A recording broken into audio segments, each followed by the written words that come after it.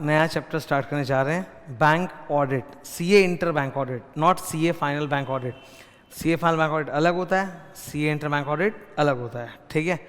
CA inter bank audit मैं अभी revise कराऊंगा, पूरा कंप्लीट रिवीजन होगा, 100% रिवीजन होगा। मेरी बातों को पहले एकदम ध्यान से सुनना, ठीक है। बैंक ऑडिट ये चैप्टर पहली बार सीए इंटरमीडिएट के सिलेबस में डाला गया इन द ईयर 2018। उसके पहले कभी भी इंटर में था ही नहीं। बैंक ऑडिट हमेशा फाइनल में आता है और आज भी फाइनल में है, और फाइनल में जो बैंक ऑडिट बहुत डिटेल में है, पर इंटर में पहली बार इसको डाला गया 2018 में, और फिर न्यू सिलेबस 2023 में भी ये परंपरा कंटिन्यू करते हुए उन्होंने बैंक ऑडिट को इंक्लूड किया। पर थोड़े बहुत डिफरेंसेस हैं, 80% सेम है, 20% नया नया इसमें आइटम्स भी है। बैंक ऑडिट चैप्टर को इंटर में डालने के पीछे इनका एकदम क्लियर मकसद है कि जब तुम इंटर पास करके आर्टिकलशिप में जाओ, तो मोस्ट प्रॉब्ली हम लोग जब आर्टिकलशिप में जाते हैं ना, तो विद इन 6 महीने बैंक ऑडिट पे जाना ही होता है। बैंक ऑडिट का सबसे हॉट महीना होता है मार्च अप्रैल, ठीक है। तो अब होता क्या है, एक इंटर पास स्टूडेंट जब आर्टिकलशिप पे जाता है, उसको बैंक ऑडिट की जरा सी भी समझ नहीं होती ना, तो बड़ी दिक्कत हो जाती है। इसीलिए आईसीए ने डिसाइड किया कि बॉस उसको हम लोग इंटरमीडिएट के सिलेबस में डाल देंगे, ताकि तुम जाओ तो वहाँ अनाड़ी नहीं लगो, तुमको एक मोटा मोटा आइडिया रहे। बाकी डिटेल तो फाइनल में है ही, पर एक मोटा मोटा आइडिया तुमको रहना ज़रूरी है, ठीक है। अब इस चैप्टर की अगर हम बात करें तो यहाँ असली बैंक ऑडिट का जो ज्ञान है वो कम से कम भी 10 पेज के बाद स्टार्ट होता है। 10 पेज तक तो सिर्फ बैंकिंग के इंट्रोडक्शन और ज्ञान में निकल जाता है, पर वो भी इंपॉर्टेंट है, एग्जाम में वो भी क्वेश्चन आ सकते हैं। जब आप बैंक सोचते हो तो आपके दिमाग में सबसे पहली, मैं रिवीजन करना स्टार्ट कर दिया हूँ, ठीक है, स्टार्ट हो गया। जब आप बैंक सोचते हो तो आपके दिमाग में सबसे पहली इमेज आती है किसी कॉमर्शियल बैंक की। Sir what's a commercial bank? Commercial bank is a bank जहाँ मोस्ट ऑफ हम लोग सबका अकाउंट खुला हुआ रहता है, जिसका मेन 2 काम है। क्या?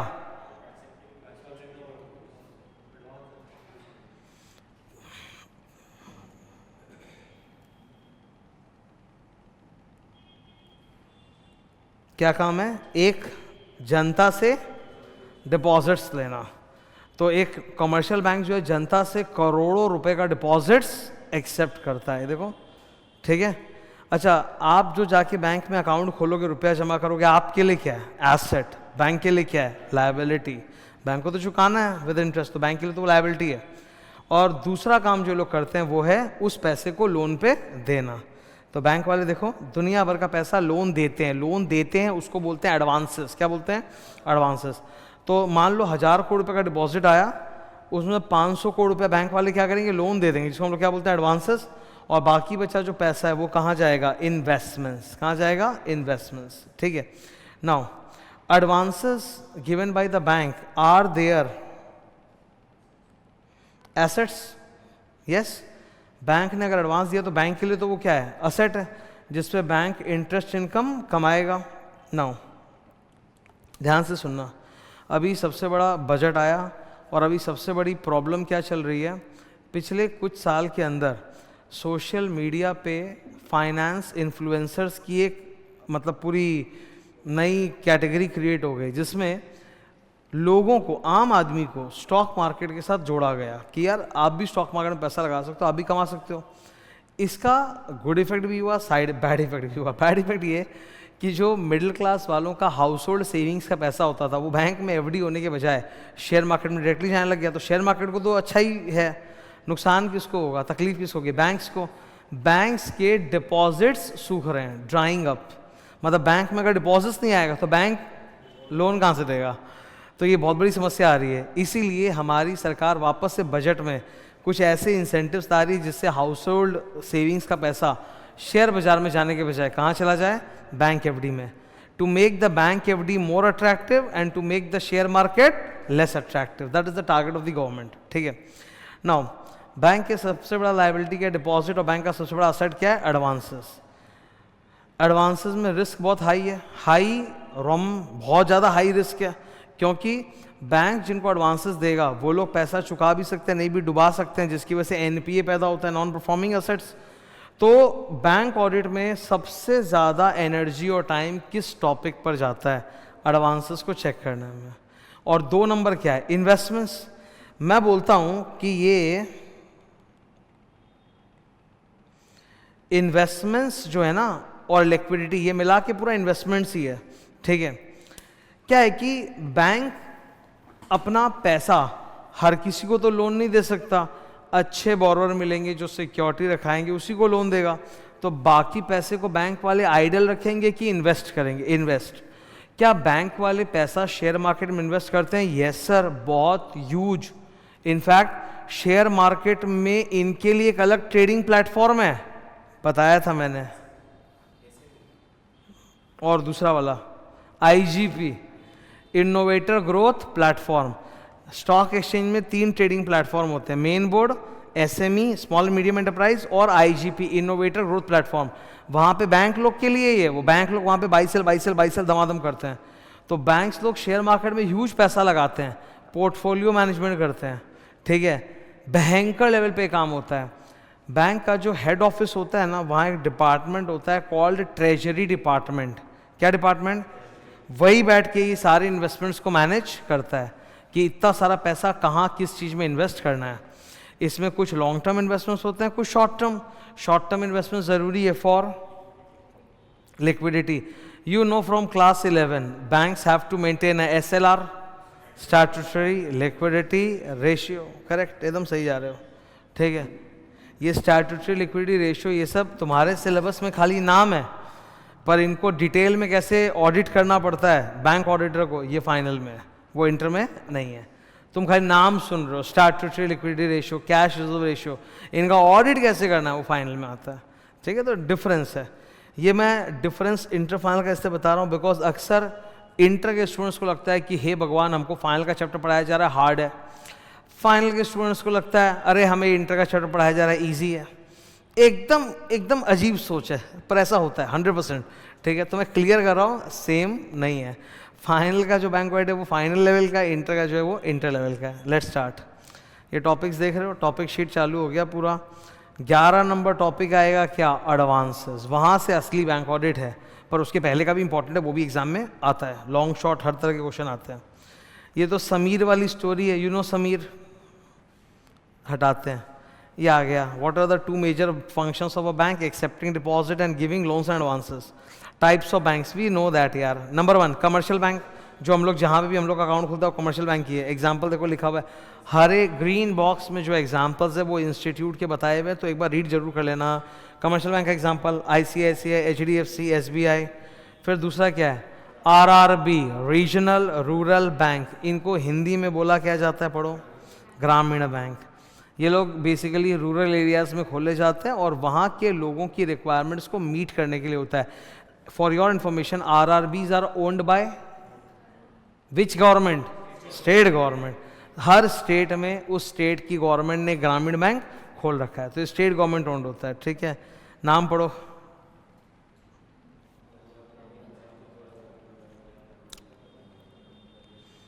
ठीक है, okay. Third, cooperative bank. Cooperative को हिंदी में बोलते हैं सहकारी, तो ये वर्ड याद रखना, सहकारी बैंक। Which are registered as cooperative societies और as multi state cooperative societies, जो हमने पढ़ा था चैप्टर 8 में, 9 में, सॉरी, चैप्टर नंबर 9 में। ये कोऑपरेटिव बैंक का एग्जाम्पल पढ़ो, गुजरात स्टेट कोऑपरेटिव बैंक। और दूसरा वाला खतरनाक है, छत्तीसगढ़ राज्य। राज्य मीन्स स्टेट, सहकारी मीन्स कोऑपरेटिव। बैंक मतलब तो बैंक, और मर्यादित मतलब लिमिटेड। ये मैं इससे रीड कराता हूँ क्योंकि इंस्टीट्यूट के बुक का एग्जाम्पल कल को वो MCQ में डाल दिए तो स्टूडेंट तो हिंदी पढ़ के सोचेगा संस्कृत, और वो सही आंसर नहीं समझ पाएगा। सहकारी लिखा है कि नहीं नाम में? सहकारी मतलब कोऑपरेटिव, वेरी गुड। फिर नेक्स्ट क्या है? Payment bank. जैसे ये पेटीएम, गूगल पे, एयरटेल पेमेंट्स होते हैं। पेमेंट बैंक आपसे बड़ा डिपॉजिट नहीं ले सकता, खाली थोड़ा सा डिपॉजिट ले सकता है, लोन देता ही नहीं है। ये सिर्फ छोटे मोटे डिपॉजिट्स लेता है और लोगों को पेमेंट अलाउ करता है कि लोग ऑनलाइन पेमेंट कर सकें, मोबाइल पेमेंट कर सकें, तो इनको बोलते हैं पेमेंट बैंक।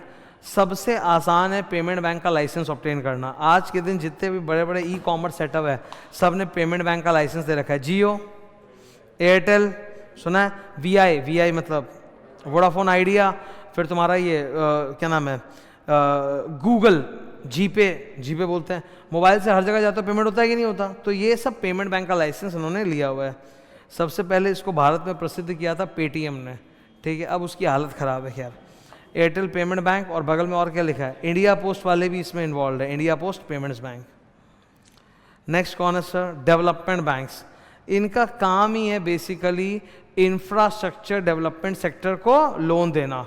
ये जो लोन देते हैं ना बहुत रिस्की होता है, बहुत लॉन्ग टर्म के लिए होता है, 25-30 साल 40 साल के लिए होता है, ठीक है, very very long term loan. The amount is also very huge. तो नॉर्मल बैंक्स जो होते हैं ना, कमर्शियल बैंक, वो इस टाइप का लोन्स नहीं देते, बहुत रिस्क है। और ये लोन किसको चाहिए? अडानी, जितने भी Adani is an example, infrastructure companies को चाहिए इस तरह का लोन कि बहुत अमाउंट का चाहिए और लॉन्ग टर्म चाहिए, बहुत साल बाद देंगे, और पता नहीं तब तक क्या सक्सेस होगा, फेलियर होगा, डूब भी सकता है। तो इसके लिए स्पेशल तरह के बैंक्स भारत सरकार ने बना रखे हैं जिसको हम बोलते हैं डेवलपमेंट बैंक्स, ठीक है। एग्जाम्पल पढ़ो, IFCI, IDB, SIDBI, दिख रहा है? Very good. फिर नेक्स्ट ये नया स्टार्ट हुआ है कुछ स्मॉल फाइनेंस बैंक्स। पहले ये दिखता नहीं था, आजकल ये भी हर जगह दिख जाता है, यहाँ बगल में ही है, ठीक है। AU small finance bank, Equitas small finance bank, Jana JANA Jana small finance bank. ये सब बेसिकली छोटे मतलब रिक्वायरमेंट्स के लिए होता है, फार्मर्स वगैरह के लिए जो छोटे छोटे अमाउंट का लोन देते हैं लोग, माइक्रो बैंकिंग, ओके। नाम पढ़ लो, एक्विटस, AU, ठीक है, डन हो गया सर। अब ये लोग कूद कर किस पे आ गए? RBI, what is the regulatory body for the banking sector in India? Reserve bank of India. Reserve bank of India is responsible for number 1 development and supervision of the participants in the Indian financial system. Number 2 RBI monetary and physical policy भी तो बनाने में government को help करता है, budget बनाने में भी तो हेल्प करता है। Number 3 regulating the activities of commercial and all other banks. RBI के इंपॉर्टेंट फंक्शन क्या है? करेंसी इशू करना, करेंसी को रेगुलेट करना। मैं समझा रहा हूँ, एक वर्ड है डीमोनेटाइजेशन, ठीक है, वो वाला नहीं, नॉर्मली डीमोनेटाइजेशन का मतलब क्या होता है? सरकार जो करेंसी चेंज करती है ना, जैसे पुराने 100 के नोट हट गए, नए 100 के नोट आ गए, वो ये बहुत ज़रूरी है। करेंसी बार बार हमारे देश की चेंज होनी चाहिए। तुम लोगों ने खुद 2-3 तरह के 100 के नोट देखे होंगे। अभी जो लेटेस्ट चल रहा है वो डीप ब्लू, पर्पल नहीं बोलेंगे, नॉट पर बट डीप ब्लू टाइप का 100 का नोट होता है अभी, ठीक है। उसके पहले एक 100 का नोट था, उसके पहले और एक 100 का नोट था, ऐसे बहुत 100 के नोट अलग अलग, क्योंकि इससे काउंटर फीटिंग ऑफ करेंसी को रोका जा सके। काउंटर फीटिंग का मतलब होता है डुप्लीकेट करेंसी छाप के इकोनॉमी में चला देना, ठीक है। तो काउंटर फीटिंग को रोकने के लिए RBI लगातार नोट्स की पलटी करते रहता है। तो regulation of currency. 3 number, RBI is a banker of the government and RBI is a banker of all the banks. हो गया। कोई भी बैंक अगर बैंकिंग काम कर रहा है तो उसको RBI से लाइसेंस देना पड़ता है। RBI किसी भी बैंक के यहाँ रेड मार के इंस्पेक्शन कर सकता है कि वो लोग RBI के बनाए हुए गाइडलाइंस नियमों को फॉलो कर रहे हैं कि नहीं। एक नाम मैंने बोला था पिछले चैप्टर 9 में, प्रोप्राइटी ऑडिट, और उसका और एक वर्जन दूसरा उल्टा, रेगुलैरिटी ऑडिट। रेगुलैरिटी ऑडिट का मतलब होता है ये देखना कि रेगुलेशंस फॉलो हो रहे हैं कि नहीं। तो बैंक्स को तो दुनिया भर के RBI के प्रोटोकॉल फॉलो करने की नहीं, तो बैंक का जो ऑडिट है वो रेगुलेटरी ऑडिट भी है, जहाँ पे रेगुलैरिटी ऑडिट भी है कि हम लोग को चेक करना है कि बैंक RBI के सारे नियम फॉलो कर रहा है कि नहीं। ये क्लियर है। Next, banking operations. बैंक का हेड ऑफिस भी होता है, बैंक के ब्रांचेस भी होते हैं। बैंक के जितने मेजर ब्रांचेस आप जानते हो उनमें बैंकिंग ऑपरेशन होता है, जैसे एक्सेप्टिंग डिपॉजिट, गिविंग लोन। लेकिन बैंक के और भी ब्रांचेस होते हैं जिसको हम लोग बोलते हैं एडमिनिस्ट्रेटिव ब्रांच या कंट्रोलिंग ब्रांच। ये पढ़ो,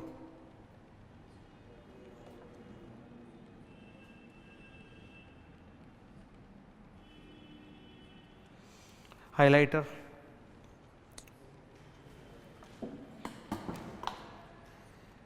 ये थोड़ा सा हार्ड है, हाँ।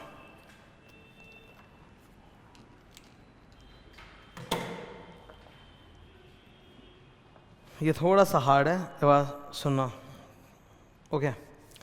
Bank must have robust system of internal controls, बहुत ज़रूरी है बैंक के अंदर, क्योंकि बैंक के सारे ट्रांजैक्शंस ऑटोमेटेड होते हैं। तो जब तक कंट्रोल्स स्ट्रॉन्ग नहीं होंगे तब तक ट्रांजैक्शंस एक्यूरेटली कंडक्ट नहीं किए जाएंगे।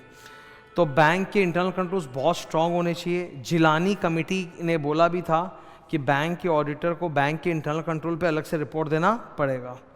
फिर बैंक के इंटरनल कंट्रोल्स इसलिए भी स्ट्रॉन्ग होने चाहिए सो दैट बैंक कहीं भी कोई चूक नहीं कर दे इन फॉलोइंग RBI गाइडलाइंस।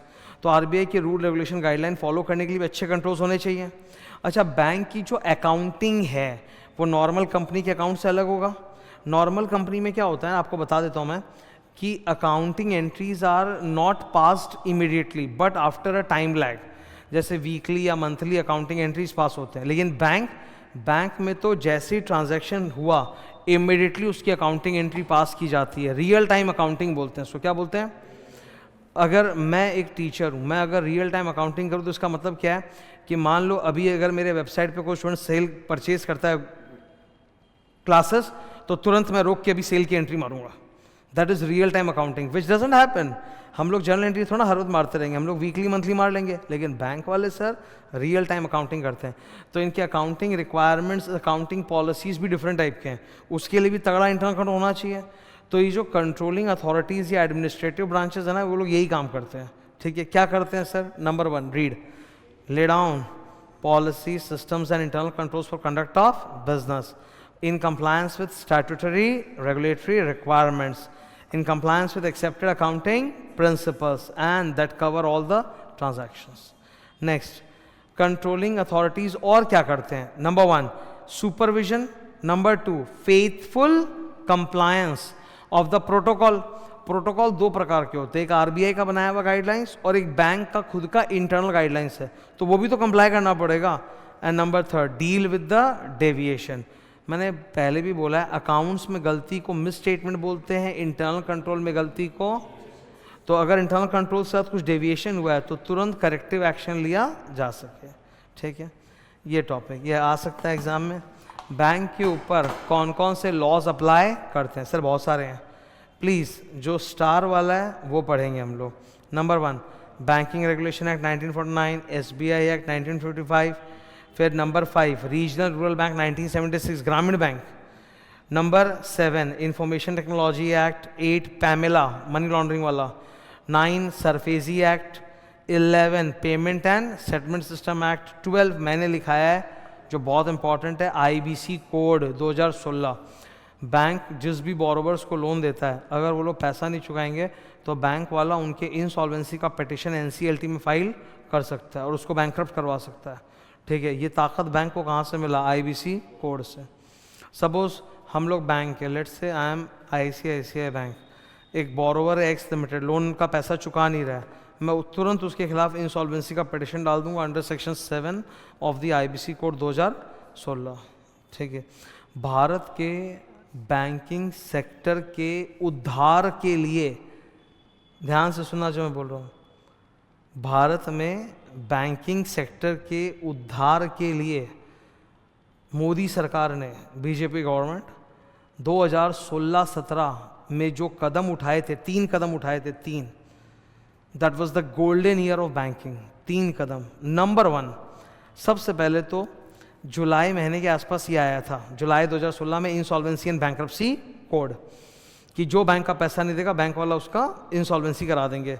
धीरे धीरे नहीं, फास्ट ट्रैक, कि तुरंत कंपनी को बंद कराओ, बिकाओ और बैंक का पैसा चुकवाओ ताकि एनपीएस कम हो। बैंक वाले खुश हुए कि पहले बैंक के पास सिर्फ एक ही हथियार था, सरफेजी, कि भाई कोई पैसा नहीं चुकाएगा तो उसके सिक्योर्ड एसेट को बिका के रिकवर करेंगे। पर अब तो बैंक के पास आईबीसी की ताकत आ गई कि भाई अगर नहीं दोगे तो इंसॉल्वेंटी करवा देंगे, कंपनी को बंद करवा के सारा रिकवर करेंगे। तो पहला ये हुआ था। फिर नवंबर 2016, 8 नवंबर 2016 को डीमोनेटाइजेशन कर दिया तगड़ा वाला, नोट बंद रातों रात 500,000 के, और लोग मजबूर हो गए कि जाके अपना सारा पैसा जो घर में पड़ा ठूंस के आओ बैंक में। तो बैंक के पास डिपॉजिट्स की बाढ़ आ गई। आज भी तो झमेला ये चल रहा है कि बैंक के डिपॉजिट सूख रहे हैं। फिर से मोदी जी आ जाए रात को 8 बजे, 1 सेकंड लगेगा, अगले दिन सारे बैंक हरे भरे हो जाएंगे। 1 सेकंड लगेगा, आके बोल देंगे सारा करेंसी आके जैसे अनाउंस करेंगे। इस बार लोग लेकिन प्रिपेयर्ड हैं कि दोबारा बम्बू हो सकता है। एक तो ये भी बात है कि 2016 में जो डीमोनेटाइजेशन हुआ था ना, उसकी वजह से उसके बाद लोगों ने घर में कैश रखना बंद कर दिया है, सारा पैसा बैंक में। इसीलिए सारे पेमेंट आजकल बैंक से होते हैं, रिसिप्ट पेमेंट सब। ठीक है, मैं तुमको बता रहा हूँ, पहले सेंटर पे, जैसे 2016 के पहले की बता रहा हूँ, स्टूडेंट लोग फीस देते थे कैश, रेयरली कोई चेक देता होगा, कार्ड वार्ड तो था ही मतलब नहीं। आज के दिन ऑल पेमेंट्स बाय कार्ड और मोबाइल फ़ोन, चेक भी नहीं कैश भी नहीं, पूरा तो ये ताकत है गवर्नमेंट की। डिमोनेटाइजेशन से पूरा बैंक का डिपॉजिट बढ़ा दिया, आईबीसी से रिकवरी का ताकत दे दिया, और लगे हाथ, बोला जब इतना किए तो तीसरा और एक काम करते हैं। 6 महीने बाद ही जुलाई 2017 में कौन आया? जीएसटी का डेट लागू का क्या? 1 जुलाई 2017। मतलब 1 साल के अंदर 3 तगड़े तगड़े चीज़ें हो गए। जीएसटी के आते ही एकदम इस तरह का पक्का में सारा ट्रांजैक्शन का एक चेन क्रिएट किया आईटीसी कि अब एवरीथिंग इज लाइक इन मतलब favour of the banking sector, सब कुछ बैंक के थ्रू हो रहा है, समझ रहे हो? तो यार बहुत रेगुलेटरी फ्रेमवर्क ने जो बैंक्स को हेल्प किया है ना, वो अलग ही लेवल पे किया है। गवर्नमेंट ऑफ इंडिया बैंक्स को हमेशा बचाने के लिए रेडी बैठा रहता है, बिकॉज बैंकिंग सेक्टर को देश का बैकबोन माना जाता है, ब्लड लाइन है वो, इकोनॉमी का ब्लड लाइन है पूरा, ठीक है। नेक्स्ट, बिसाइड्स एक और कानून है अपना RBI act 1934। What are the special peculiarities of bank audit? Bank audit के सबसे 5 खास बातें। Number 1, huge amount of transaction, huge volume and complex transaction. Number 2, wide geographical bank branches, bank के ब्रांचेस बहुत होते हैं, इसीलिए बैंक में ब्रांच ऑडिटर रखना पड़ता है, क्योंकि हजारों ब्रांच है, वहाँ प्रिंसिपल ऑडिटर जाके ऑडिट नहीं कर सकता। नंबर 3, बैंक बहुत डिफरेंट टाइप के लोन्स एडवांस डिपॉजिट देता है ना, इसको बोलते हैं variety of products. Number 4, technology based है पूरा, automated transaction. And number 5, strict vigilance and regulations by RBI. Very good. अब एक टॉपिक हम लोग पढ़ने जा रहे हैं, लाल रंग में पढ़ो क्या लिखा है, type of bank audit report. मैंने ये देखो लाल डब्बा दिख रहा है ए से एच तक, मैंने तुम लोग के लिए इसको हाथ से लिख दिया है, तो यहाँ से पढ़ लें हम लोग। What are types of report? So what are the different types of audit report? एक बात समझ लो, ये ऑडिट रिपोर्ट बैंक का जो मेन ऑडिटर है वो बना रहा है, ब्रांच ऑडिटर नहीं। बैंक में 2 प्रकार के ऑडिटर होते हैं। जो मेन ऑडिटर होता है जिसको हम लोग प्रिंसिपल ऑडिटर बोलते हैं, उसका नाम होता है, बताया भाई तुम लोग को, SCA SBA। SCA स्टार्ट तो लिखा हुआ क्यों नहीं दिख रहा मेरे को? तुम्हारे पास लिखा हुआ है क्या? ये रहा,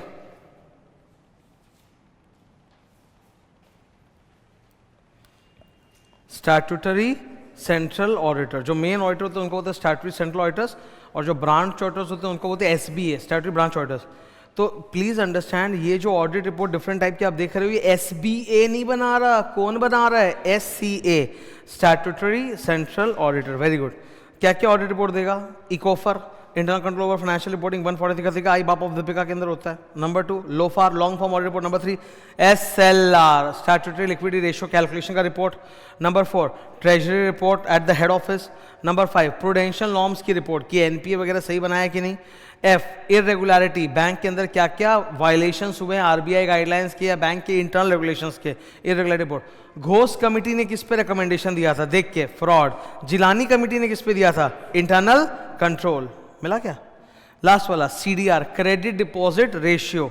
क्रेडिट डिपॉजिट रेशियो का फॉर्मूला मैंने लिखा है, ये देखो, डिपॉजिट एक्सेप्टेड नीचे, ऊपर एडवांसेस गिवन। नॉर्मली ये 55 to 70% होता है, अगर ये मोर देन 90% है that's a danger. Rural areas में सर ये मोर देन 100% भी होता है। हाँ, अरे एक बात सोचो, एक गांव में एक बैंक का एक ब्रांच है, वहाँ की जनता ने टोटल जितना अकाउंट खोला उसमें जो डिपॉजिट है लेटेस्ट से वो 10 लाख रुपये है, पर बैंक जब लोन देता है तो बैंक क्या उस 10 लाख में से देता है कि और भी रुपए मंगा सकता है अपने डिफरेंट ब्रांचेस से? तो वहाँ उस गांव के लोगों ने वहाँ 10 लाख का डिपॉजिट खोला है और लोन ले रखा है 25 लाख का, तो 250% नहीं हो गया क्या?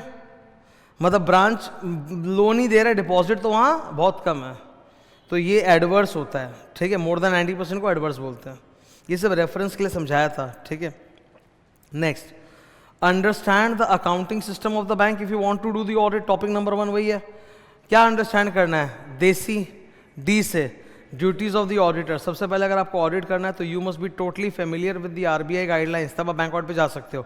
And number 2, do not go by the assumption कि बैंक के अंदर तो सब कुछ कोर बैंकिंग सिस्टम करता है CBS, तो सब ऑटोमेटेड तो सही होगा। Don't go by that assumption. ये था देसी का डी। ई से ऊपर आओ, ई बैंकिंग। आज के दिन E banking, internet banking, mobile banking बहुत प्रचलित हो गया, इस बात से कुछ रिस्क भी पैदा हो रहे हैं। एस से system and data integrity, because transaction पूरा इंटरनेट के भरोसे हो रहा है, तो you have to ensure data integrity. मतलब डेटा इंटेग्रिटी मतलब क्या बताया था? कंप्लीटनेस एंड एक्यूरेसी, कहीं लिखा होगा नीचे। Completeness and accuracy. तो आपको देखना है सिस्टम इंटेग्रिटी, डेटा इंटेग्रिटी सही है कि नहीं, सारे ओमिशंस, इरेगुलरिटीज, फ्रॉड्स पकड़ में आते हैं कि नहीं। एंड आई से internal control, bank must have robust internal control system. Number 2 bank audit approach, मैंने बोला था ना इससे भी डिस्क्रिप्टिव क्वेश्चन आते हैं बैंक ऑडिट अप्रोच से। सबसे पहले स्टेप नंबर 1 क्या है, ड्रॉ एन ऑडिट प्लान। आप एक ऑडिट प्लान बनाओ, उसमें 4 चीज़ों पे फोकस करना है, को का सी से कंट्रोल्स, सी से कंप्लायंसेस, ओ से ऑपरेशंस, ए से एडवर्स फीचर्स, इन पे ध्यान देना है। फिर step number 2 study the control environment at bank. Bank में क्या क्या कंट्रोल्स होते हैं। अब कंट्रोल एनवायरनमेंट को स्टडी करने के लिए आप खुद से 6 क्वेश्चंस पूछोगे। ये रहे वो 6 क्वेश्चंस, ऑर्डर थोड़ा चेंज किया है, पढ़ो तो जरा। Number 1 who performs the control. Number 2 what is the purpose of control. Number 3 bank में क्या क्या कंट्रोल्स हैं, उसका एग्जांपल मैं बताऊंगा स्मार्ट स्केल। बैंक में क्या क्या कंट्रोल्स है, उसको कैसे बाईपास किया जा सकता है या कहाँ कहाँ पर डेविएशन हुआ है उसको चेक करो। Number 4 frequency of application of controls, controls कितने फ्रीक्वेंटली अप्लाई होते हैं। आइडियली हर ट्रांजैक्शन में कंट्रोल्स अप्लाई करते हैं। Number 5 what is the evidence कि कंट्रोल्स परफॉर्म हुआ है। एंड लास्ट वो एविडेंसेस को रिटेन कैसे किया जाता है, मतलब ऑडिट ट्रेल को प्रिजर्व करना। तो बैंक तो सारे अपने ट्रांजैक्शन ट्रेल को प्रिजर्व करता है। बैंक के पास ह्यूज डेटा रहता है on cloud, on cloud, very good. अब बैंक में कंट्रोल्स के मुझे 8 एग्जांपल्स बताओ। आंसर है स्मार्ट स्केल, ये रहा, पढ़ो तो स्मार्ट। एस सबसे important segregation of duty. M measurement and reporting. A approval of transactions, interbranch transactions and reconciliation of interbranch transactions. Smart scale. S से security, C से contingency planning, A से कुछ नहीं है, L से limits and E से exceptions, मतलब गड़बड़ियाँ, ठीक है। What is the step number 3? Engagement team discussion। तो इस पे ना बहुत क्वेश्चन आता है कि बैंक ऑडिट स्टार्ट करने के पहले बैंक ऑडिट की जो टीम है, सीए की जो टीम है, वो आपस में डिस्कस करेंगे। क्या डिस्कस करेंगे, P3 MRF, ठीक है। ये डिस्कशन कब होना चाहिए, ऑडिट खत्म होने के बाद की प्लानिंग स्टेज में। प्लानिंग स्टेज बोल रहे हैं ना तुम लोग, ऑरेंज कलर में देखो क्या लिखा है। ये सब पे क्वेश्चंस था जो मैंने डिस्कस किया था क्लास में, क्वेश्चन बैंक। नाउ क्या डिस्कस करेंगे टीम वाले अपने बीच में, P3 MRF। P से प्रॉबल एरर्स कहाँ कहाँ पर हो सकता है, P से प्रायर ईयर के एरर्स अगर कुछ है और वो करंट ईयर को अफेक्ट कर रहे हैं। फिर P से प्रोफेशनल स्केप्टिज्म। MRF, M से MMS अकाउंट्स में कहाँ कहाँ पे हो सकता है। R से response to risk, and F से फ्रॉड रिस्क। 4 तरह के रिस्क होते हैं, वो नाम मुझे दिख नहीं रहा कहीं पे। Fraud risk, engagement risk, pervasive risk, specific risk. ये रहा, मिल गया, यहीं पे तो है हाईलाइटर।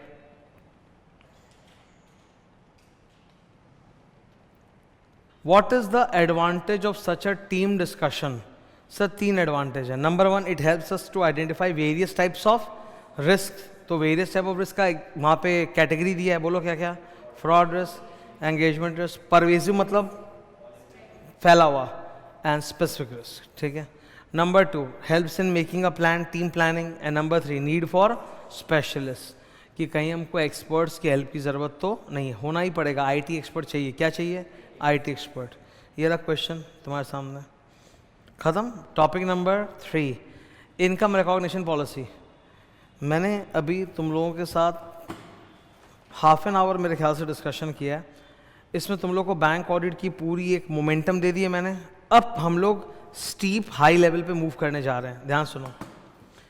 यू ऑल रिमेंबर कि बैंक के जो एडवांसेस होते हैं वो 4 कैटेगरी में डिवाइड होते हैं, स्टैंडर्ड, सब स्टैंडर्ड, डाउटफुल एंड लॉस।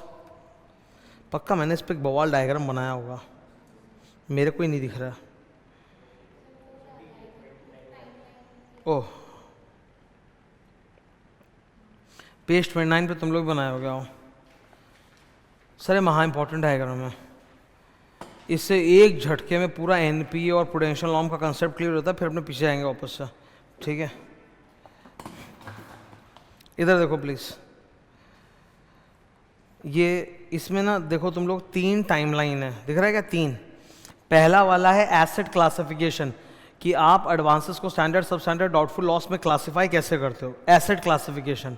दूसरा है income recognition, accrual basis, cash basis.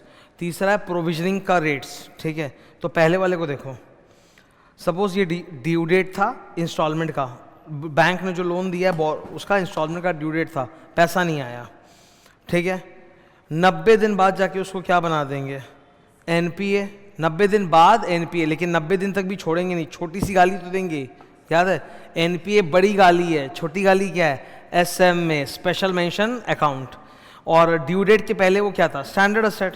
In fact NPA के पहले तक वो स्टैंडर्ड ही माना जाता है। Even the special mention account is considered as a standard asset. Standard asset पे income recognition, interest income is recognised on accrual basis and provision बहुत कम बनता है, 0.4%, ठीक है ना। लेकिन सर एनपीए बनते ही गाली गलौज चालू। पहले 12 महीने तक क्या बोलोगे, सब स्टैंडर्ड। फिर 1 साल तक क्या बोलोगे, D1। फिर 2 साल तक क्या बोलोगे, D2। फिर उसके बाद क्या बोलोगे, D3। लॉस असेट लाइन में नहीं आता। लॉस असेट तो व्हेन इट इज रियलाइज्ड कि 1 रुपया भी नहीं आना है, immediately it is written off as loss, 100% loss.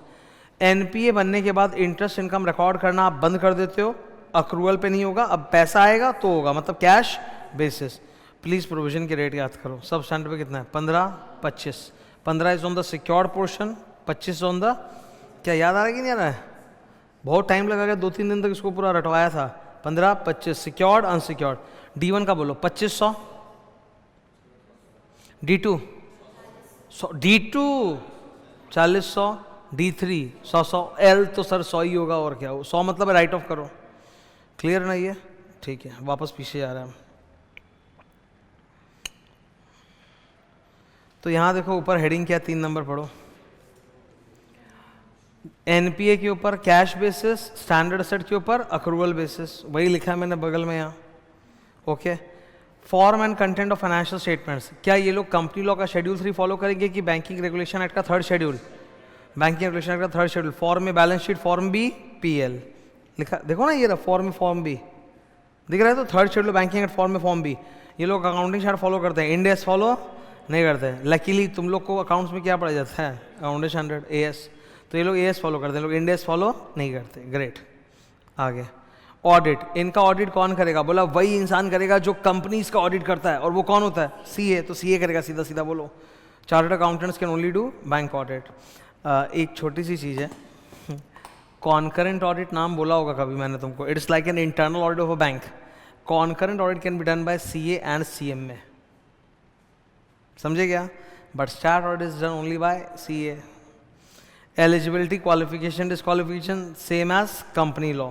Turn the page. Appointment and remuneration का चार्ट है, इंपॉर्टेंट है।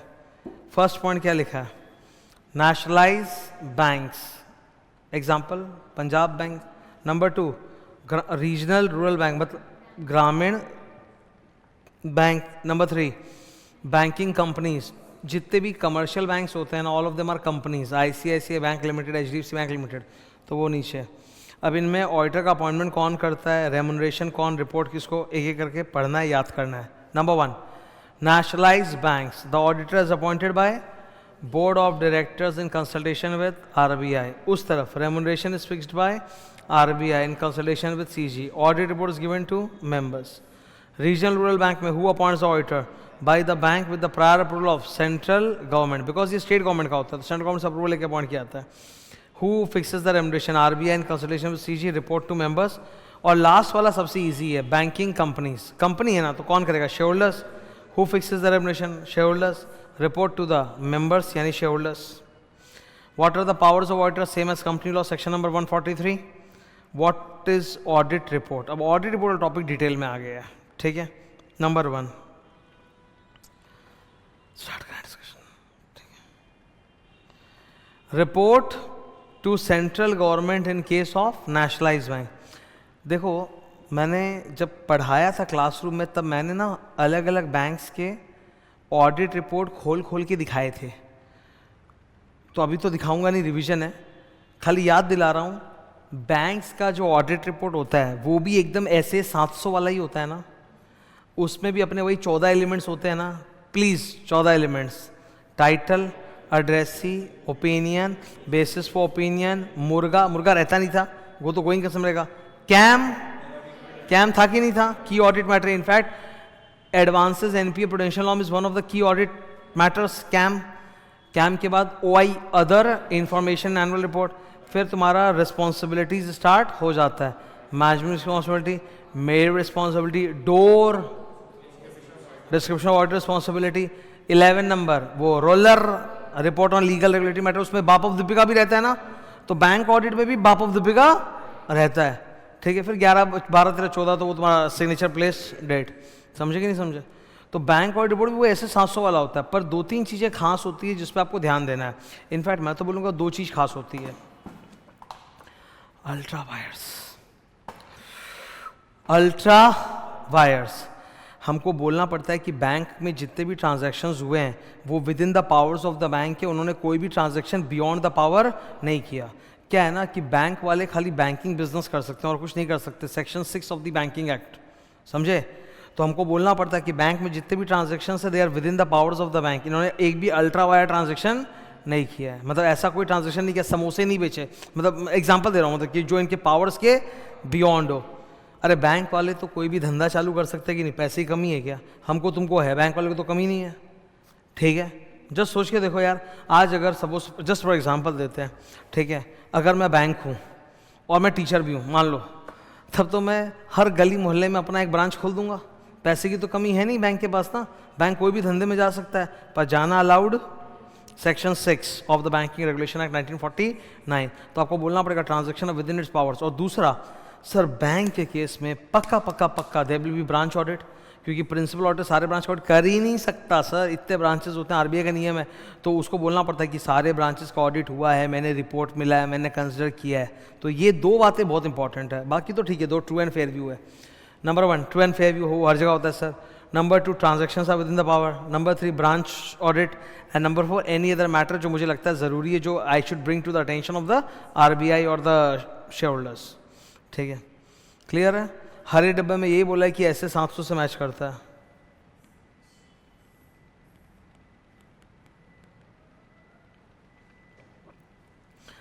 Number 2 format of audit report, बोलता है इनका ऑडिट रिपोर्ट का फॉर्मेट भी वही है, 700 सीरीज। देखो अंदर में ग्रीन कलर है, 700, 701, 705, 706 दिख रहा है। ठीक है, नंबर 2 अच्छा, बैंक के सारे ब्रांचेस का ऑडिट नहीं होता, तो अनऑडिटेड ब्रांचेस का डिटेल देना पड़ता है कि बैंक के कितने ब्रांचेस है जो अनऑडिटेड है, उनका total advance, total deposit, total interest expense, total interest income कितना है, ये बताना पड़ता है। इसका एग्जांपल दिखाए थे ना, देखो ब्रैकेट में लिखा हुआ भी है। ठीक है, इनको भी क्या देना पड़ता है, बाप ऑफ दीपिका। ठीक है, इन पे कारो अप्लाई नहीं होता है सर, क्योंकि कारो इज अ क्वेश्चनर और बैंक में स्पेशल क्वेश्चनर्स होते हैं जिसको बोलते हैं लोफार, फुल फॉर्म। प्लीज ये देखो, लोफार ब्रांच ऑडिटर्स भी बनाते हैं और मेन ऑडिटर भी, फॉर्मेट अलग अलग होता है। तो ये देखो एसबी मतलब स्टैट्यूटरी ब्रांच ऑडिटर्स अपना लोफार बना के सेंट्रल ऑडिटर को देंगे, सेंट्रल ऑडिटर उनके लोफार को कंसिडर करके अपना लोफार बनाएगा और वो कहाँ जमा होगा, बीओडी और आरबीआई के पास। Very important. Is LFAR shared with public, is LFAR shared with shareholders, is LFAR put on the website. No, तुम बोलोगे सर लोफार दिखाओ, अरे कहाँ से दिखाऊं, लोफार इज, क्योंकि लोफार के अंदर बैंकिंग सिस्टम के सारे वीकनेसेस है, वो जनता के सामने आ जाएंगे। Is confidential, it never goes to the shareholders, annual report नहीं डलता, ये वेबसाइट में भी नहीं डलता। तुम बोलोगे लोफार देखना नहीं मिलेगा, तुम उस बैंक का ऑडिट कर रहे होगे या तुम्हारा सीए कर रहा होगा तभी तुमको उसका लोफार देखने को मिलेगा, वरना मिलने वाला नहीं है। अल्लो आ गया LFAR. LFAR is a separate report submitted to the management and RBI. 30 जून तक जमा करना पड़ता है लोफार। ब्रांच ऑडिटर बना के देता है सेंट्रल ऑडिटर को, सेंट्रल ऑडिटर अपना लोफार बना के आरबीआई में जमा करता है। 4 नंबर महा important, LFAR is not a substitute of the main audit report, it is not a part of the main audit report. There should not be no referencing to the main report, because main report में अगर आपने लोफार का जिक्र किया तो फिर आपको लोफार की कॉपी देनी पड़ेगी, जो दे नहीं सकते। तो मेन रिपोर्ट में लोफार का जिक्र नहीं होगा, लोफार में भी मेन रिपोर्ट का जिक्र नहीं होगा। LFAR is a self contained document, ये भाषा मिला।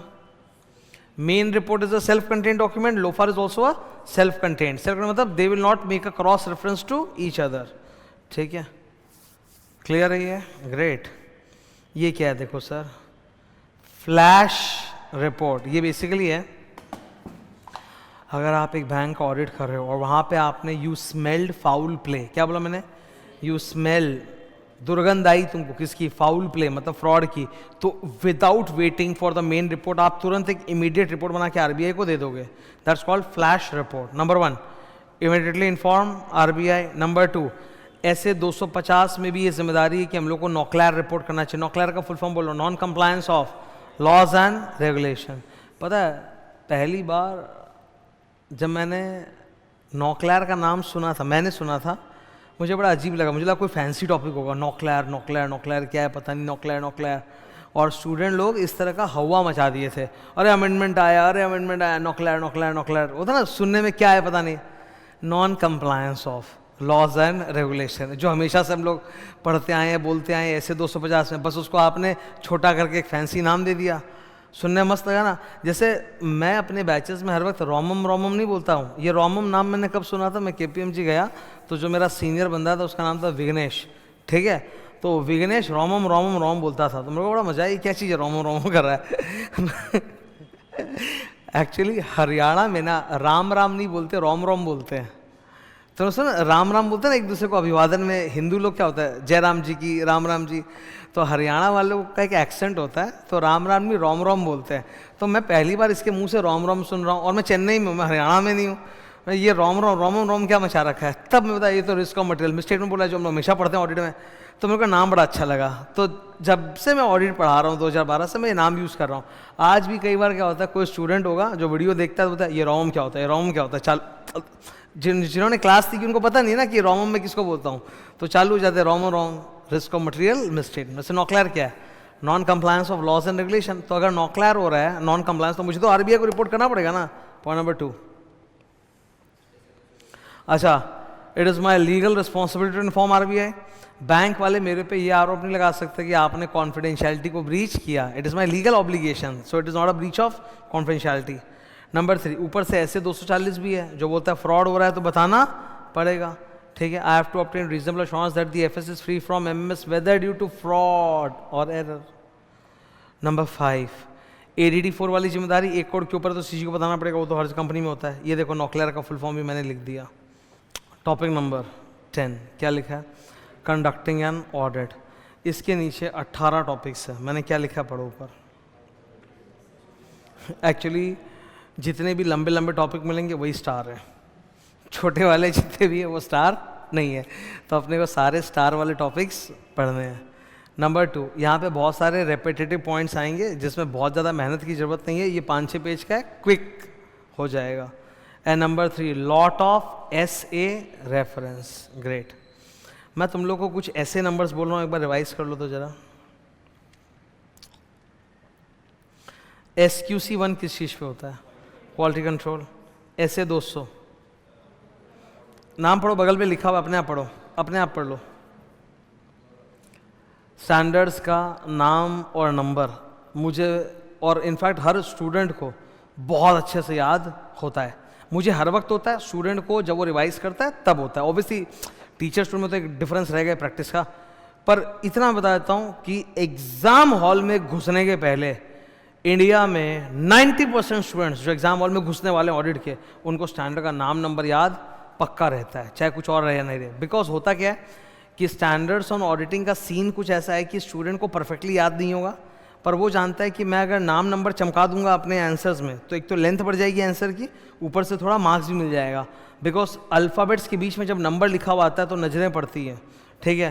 तो जितने स्टूडेंट सब नाम नंबर चाट के घुसते हैं और क्वेश्चन पेपर आती, क्वेश्चन में एक भी वर्ड अगर मैच कर जाए, जैसे मान लो एक क्वेश्चन लिखा हुआ है, उसमें लिखा हुआ है THE द, तो ढूंढो इसमें द कहाँ लिखा हुआ है, और वो मतलब ऐसा है कि एक वर्ड मैच हो जाए कोई स्टैंडर्ड का, तो वो वाला नाम नंबर पक्का लिख के आएंगे ताकि एग्जामिनर को लगे कि अरे बड़ा स्टैंडर्ड्स पढ़ के आया हूँ मैं घर से, ठीक है।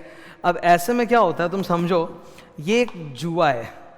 कई बार तुम्हारा ये जुआ जो है सक्सेसफुल होगा, कई बार नहीं भी होगा। जैसे कोई स्टूडेंट है, अब वो स्टैंडर्ड्स जानता भी है और नाम नंबर भी याद है, तो नाम नंबर लिखा और आंसर भी अच्छा लिखा, तब तो हिट।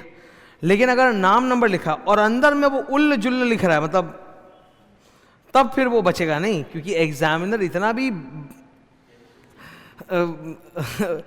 वो नहीं है, ठीक है। एग्जामिनर भी तो जब कॉपी चेक कर रहा है तो ही also has some PS, no, professional scepticism. उसको मालूम है कि 400 स्टूडेंट्स उसको बेवकूफ़ बनाने के लिए पेपर लिख रहे हैं। एक एग्जामिनर के पास 400 से 500 कॉपीज जाती है, समझ रहे हो, 400 से 500 कॉपीज जाती है एक बंदे के पास। उसको मालूम है स्टूडेंट उसको बेवकूफ़ बना रहा है, बिकॉज वो भी तो बेवकूफ़ बना के सीए बनाया ना। मतलब ऐसी तो ये तो साइकिल चलता रहेगा, परंपरा प्रतिष्ठा अनुसार तो उसको मालूम है बेवकूफ़ बनाएंगे। तो वो इतना गधा नहीं है, वो नाम नंबर देखेगा, और अगर तुमने एकदम उल्ट पुल्ट लिखा है अंदर तो बचने वाले फिर भी नहीं हो। तो मेरा ये बोलना है कि अगर तुम तो पढ़े लिखे हो, रिवाइज करके जा रहे हो, मेहनत कर रहे हो, तो रिस्क क्यों ले रहे हो? जो सब कर रहे हैं वो भी कर लो, नाम नंबर तुम भी चाट लो अच्छे से, है ना। तो नाम नंबर थोड़ा चाट लो यार, ठीक है।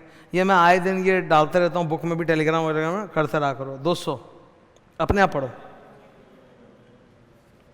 ठीक है। 210, 220, 230, 240, 250, 260 नहीं है, 260 है, सॉरी 260 है, 240, 250 तुम्हारे नंबर सिलेबस, मतलब सिलेबस में नहीं है पर इनका नंबर है। अभी तो पढ़ा गया था ना 240, 250, तो नंबर तो चाहिए। 260 TCWG, कम्युनिकेशन विद दोस्त charge with governance. 265 communicating significant deficiencies general control to management and TCWG। 299 joint right पे होता है। ये 300 सीरीज भी एक बार पढ़ लो। 300 planning and audit of financial statement. 315 ये तो सबसे लंबा नाम है, identifying and assessing the risk of material statement through understanding the entity and its environment. 320 materiality. 330 response to assess risk. 402 नहीं होगा, 450 है, पढ़ो, ठीक है। बस मुझे यही चाहिए था। ओके, अब मैं ये 18 पॉइंट्स चालू करूँगा। I think it is 1 2 3 4 5 yes is running up to 5 pages. Conducting an audit. सबसे पहली टॉपिक क्या है? Initial considerations of the statutory auditor. बड़ा टॉपिक है तो स्टार है ही। तुम लोग देखो इसके अंदर 9 टॉपिक्स है। ये रहा रोमन 1 2 3 ऐसे करके अगले पेज तक देखो 9 टॉपिक्स है। स्टार्ट करते हैं। So what are the initial considerations? Number 1 declaration of, जो भी अपना ऑडिटर होगा वो डिक्लेयर करेगा कि बैंक से उसने कोई लोन वोन नहीं ले रखा है। आपको मालूम है ना 5 लाख रुपए के ऊपर इंडेटेडनेस होने से आप डिस्क्वालीफाइड हो जाते हो, तो वो डिक्लेरेशन ऑफ इंडेटेडनेस देगा ऑडिटर। नंबर 2 हेडिंग को देखो, इंटरनल असाइनमेंट। वो जो भी स्टार्ट ऑडिटर वो बोलेगा कि मैं बैंक का कोई भी internal audit, concrete audit, internal assignment नहीं कर रहा हूँ। Number 3 planning. प्लानिंग के ऊपर कौन सा स्टार्ट होता है? 300।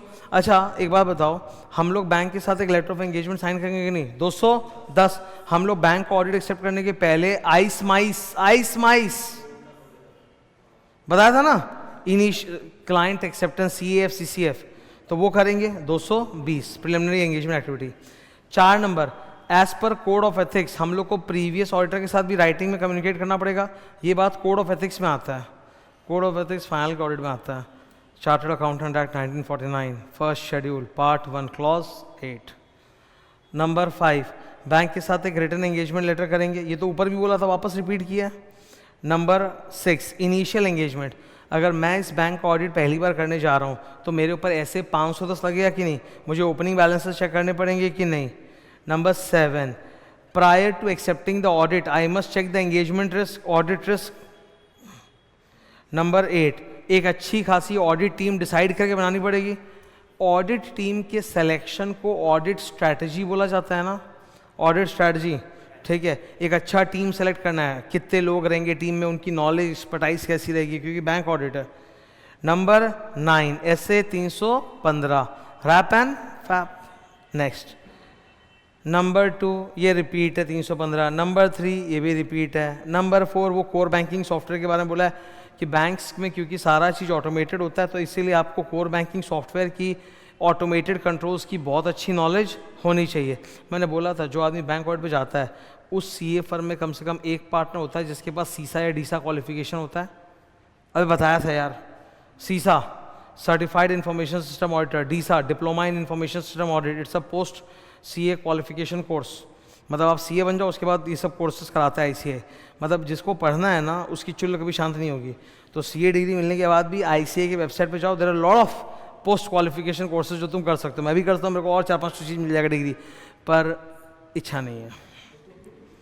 नंबर 5, क्योंकि मैं ये सब कोर्सेज के बारे में जानता हूँ, कोर्सेज का नाम बहुत अच्छा है, अंदर में एकदम खोखला है, मतलब कुछ, मतलब ये नहीं कि मेरे को कुछ बढ़िया ज्ञान ऐसा नहीं है एकदम भी। तो जितना मैं आज जानता हूँ उतना ही जानूंगा उसके बाद भी, तो फिर टाइम कहाँ है कि मैं जा जाके इंस्टीट्यूट में बैठता रहूँ ये सब करने के लिए, अड्डाबाजी। नंबर 5, अंडरस्टैंडिंग द रिस्क, क्योंकि इन सब कोर्सेज में क्या होता है ना, जो प्रैक्टिसिंग सीए लोग होते हैं ना, जो खाली बैठे आए जाते हैं नेटवर्किंग करने, अड्डा मारने, तो वो टाइम थोड़ा ना कि बैठ के अड्डा मारते रहे वहाँ पे जाके कॉफ़ी चूस चूस के, यहीं मंगा लेंगे कॉफ़ी हम, हद है, वहाँ के जाके पिए coffee. Understanding the risk management process, ये इंपॉर्टेंट है, स्टार किया मैंने, ठीक है। बैंक के अंदर बॉजल नॉर्म्स याद है, बॉजल नॉर्म्स, तो बॉजल नॉर्म्स के अनुसार हर बैंक के अंदर एक strong risk management framework, regulatory framework होना चाहिए। तो रिस्क मैनेजमेंट प्रोसेस के 5 तत्व हैं, याद करने के लिए टिक मी, टी से TCWG ओवरसाइट, TCWG जितना ज़्यादा ओवरसाइट करेगा उतना अच्छा कंट्रोल्स होगा। आई से identification, measurement and monitoring of risk, risk को जब तक आप आइडेंटिफाई करके मेजर नहीं करोगे तब तक आप रिस्पॉन्स डिज़ाइन कैसे करोगे, पता तो होना चाहिए कि रिस्क है और कितना है, तब तो रिस्पॉन्ड करेंगे ना। तुम लोग के लाइफ में 2 रिस्क हैं, जैसे अभी एग्जांपल दे रहा हूँ मैं, एक सीए के एग्जाम फेल हो सकते हैं, दूसरा बीकॉम में फेल हो सकते हैं, ठीक है। Just listen, you have identified the 2 risks in your life, but you also have to measure it. You know कि बीकॉम में फेल होने का risk is very very low, CA में फेल होने का risk is very very high, तो तुम्हारा response किस में ज़्यादा है, समझिए। तो रिस्क को जब तक आइडेंटिफाई, मेजर, मॉनिटर नहीं करेंगे तब तक रिस्पॉन्स डिज़ाइन भी नहीं कर सकते। टिकमी, सी से कंट्रोल्स, सर ये वही 8 कंट्रोल्स है, स्मार्ट स्केल जो थोड़ी देर पहले मैंने रिवाइज कराया था, रिपीट है। टिकमी, मी से, एम से मॉनिटरिंग, बैंक के अंदर एक कमेटी होता है, risk management committee head office, जो बैठ के बैंक के अंदर जितने भी रिस्क उसको मॉनिटर करते रहता है। नंबर आई, टिकमी, आई से इंफॉर्मेशन सिस्टम, बैंक का जो core banking software information system, वो भी बहुत ज़बरदस्त हेल्प करता है इन्फॉर्मेशन के सीमलेस फ्लो में, ताकि लोग तुरंत रिस्पॉन्स कर सकें। मैं एक चीज़ बताता हूँ, बिजनेस के अंदर ना it is very important to be responsive, please understand, responsible अलग होता है, रेस्पॉन्सिव अलग होता है। रेस्पॉन्सिबल मतलब मेरी जो जिम्मेदारी है मैं निभाऊंगा, दैट इज रिस्पॉन्सिबल। मैं बोल रहा हूँ रेस्पॉन्सिव, रेस्पॉन्सिव का मतलब होता है जब आप बिजनेस करते हो तो जो बिजनेस एनवायरनमेंट है, कस्टमर्स है, मार्केट है, टेक्नोलॉजी है, वो लगातार चेंज होता है था कुछ ना कुछ, तो जैसे ही कोई चेंज होता है immediately you must have some plan to respond to it, तब जाके आपका बिजनेस ग्रो करेगा, वरना आपका बिजनेस खत्म होगा। इसको बोलते हैं रेस्पॉन्सिव होना, मतलब कि हाँ हम रिस्पॉन्स देंगे, कुछ भी चेंज होगा हाँ हम रिस्पॉन्स देंगे। तो हम लोग बोलते नहीं क्या, you always have to be on your toes, ये सुना होगा कहावत इस तरह का, कि मतलब कभी भी शांति से तो बैठ ही नहीं सकते, always be on your toes, because कब कहाँ कौन सी हलचल होगी हमको रिस्पॉन्ड करना पड़ेगा, तभी आप बिजनेस में आगे जाओगे, ठीक है। It is more than hard work, hard work तो कंसिस्टेंट भी होता है, रेस्पॉन्सिवनेस के लिए every time you have to be alert, ठीक है। जैसे डॉक्टर्स की लाइफ, डॉक्टर्स का जो करियर होता है ना और जो लाइफ होता है, मैंने बहुत मतलब मैं सोचता था कि डॉक्टर पर, डॉक्टर को रुतबा है, इज्जत है, सब मान लिया, पर डॉक्टर की लाइफ भी बहुत ख़राब है, बिकॉज वहाँ किसी की ज़िंदगी मौत का सवाल है, ठीक है। आप समझो पेशेंट रात को भी अगर फ़ोन करे तो आपको तो 2 बजे उठ के आना पड़ेगा। आज 2 बजे अगर कोई स्टूडेंट मेरे को डाउट भेजेगा तो मैं क्या 2 बजे जवाब दूंगा? मैं तो अगले दिन आऊँगा, व्हाट्सअप ईमेल जब खोलूँगा तब जवाब दूंगा, और ज़िंदगी मौत का सवाल नहीं है। पर पेशेंट्स में तो ज़िंदगी मौत का सवाल आ जाता है ना, तो 2 बजे भी उठ के भागना पड़ता है डॉक्टर्स लोग को, तुम जस्ट इमेजिन करो। तो they have to be always responsive and on their toes, they never know कि कब कहाँ क्या आ जाएगा। सोचो फैमिली के साथ कहीं गया तभी आ गया, मतलब लॉन्ग डिस्टेंस नहीं, शॉर्ट डिस्टेंस में, तो responsiveness is very much necessary. वो रिस्पॉन्सिवनेस के लिए इंफॉर्मेशन चाहिए, तो बैंक के अंदर एक स्ट्रॉन्ग इंफॉर्मेशन सिस्टम होता है जो तुरंत इंफॉर्मेशन फ्लो करता है। आरबीआई ने, जस्ट इमेजिन करो, आरबीआई ने रेपो रेट, या नाम सुना होगा, रेपो रेट या रिवर्स रेपो रेट चेंज किया, तो बैंक को तुरंत अपना लेंडिंग बोरोविंग रेट चेंज करना पड़ेगा कि नहीं? रेस्पॉन्सिवनेस। डॉलर का भाव ऊपर भाग गया, डॉलर का भाव ऊपर भाग गया, तो बैंक को तुरंत अपना फॉरेक्स रिस्क चेक करना पड़ेगा कि नहीं? क्योंकि बैंक्स तो इंपोर्टर एक्सपोर्टर लोग साथ दुनिया भर का फॉरवर्ड कॉन्ट्रैक्ट करके बैठा रहता है ना डॉलर का, तो फिर स्टॉक मार्केट ऊपर नीचे हो गया, बैंक को तुरंत एक्शन लेना पड़ेगा, बिकॉज बैंक का करोड़ों रुपया लगा हुआ है स्टॉक मार्केट में। रेस्पॉन्सिव होना जरूरी है, और उसमें इंफॉर्मेशन सिस्टम का एक बहुत बड़ा रोल है। नेक्स्ट, एंगेजमेंट, टीम के बीच में डिस्कशन होना चाहिए, वो हम लोग पढ़ के आ चुके हैं। ओवरऑल ऑडिट स्ट्रैटेजी बनाओ, टीम प्लानिंग, कि टीम में अच्छे लोग, अच्छे क्वांटिटी ऑफ लोग, quality quantity. Develop an audit plan as per ऐसे 300 स्टार। क्या नाम लिखा है? Audit planning memorandum. Basically it's a summary of audit plan. तो एक ऑडिट प्लानिंग मेमोरेंडम बनाओ, उसमें समरी ऑफ प्लान क्या क्या रहेगा? Scope and extent of audit procedures, significant issues and risk and the different type of risk. देखो वही है ना, सेम अभी जो पढ़ाया था, एंगेजमेंट, परवेजिव और स्पेसिफिक रिस्क। ठीक है। Determine materiality as per your professional judgement, हर जगह होता है। गोइंग कंसर्न हर जगह होता है, सेम डायलॉग। गोइंग कंसर्न का तो डायलॉग याद है ना, इवेंट्स और condition that cast a significant doubt on the entity's ability to continue as going concern. 12 number क्या है? ऐसे 240 फ्रॉड, मनी लॉन्ड्रिंग, KYC, ये रहा। ठीक है। तुम लोगों की अज्ञानता के बारे में जरा सोचो। अभी 2-4 दिन पहले की बात होगी, मैंने मनी लॉन्ड्रिंग के ऊपर कोई वीडियो डाला होगा, मनी लॉन्ड्रिंग या KYC वगैरह वैसा कोई वीडियो डाला होगा। और तुम तो जानते हो मेरे माथे के ऊपर यहाँ लिखा रहता है सब्जेक्ट का नाम, लॉ है, ऑडिट है, जो भी है। ठीक है। तो एक स्टूडेंट का कमेंट आता है, पर ये टॉपिक ऑडिट में कहाँ है? मतलब मैं सरप्राइज हो गया। मतलब एक वीडियो डालूँ, वीडियो का भी एक्सप्लेनेटरी वीडियो डालूँ क्या कि ये टॉपिक किस कहाँ पे आता है? मनी लॉन्ड्रिंग KYC में बता रहा तो कहाँ पे आएगा वो? बैंक्स में ही तो होता है, तो बैंक ऑडिट का हिस्सा है वो। मतलब देखना भी नहीं किताब खोल के, हवा में। ठीक है। नो योर कस्टमर, इधर असेस स्पेसिफिक रिस्क, वही सेम डायलॉग है। ठीक है।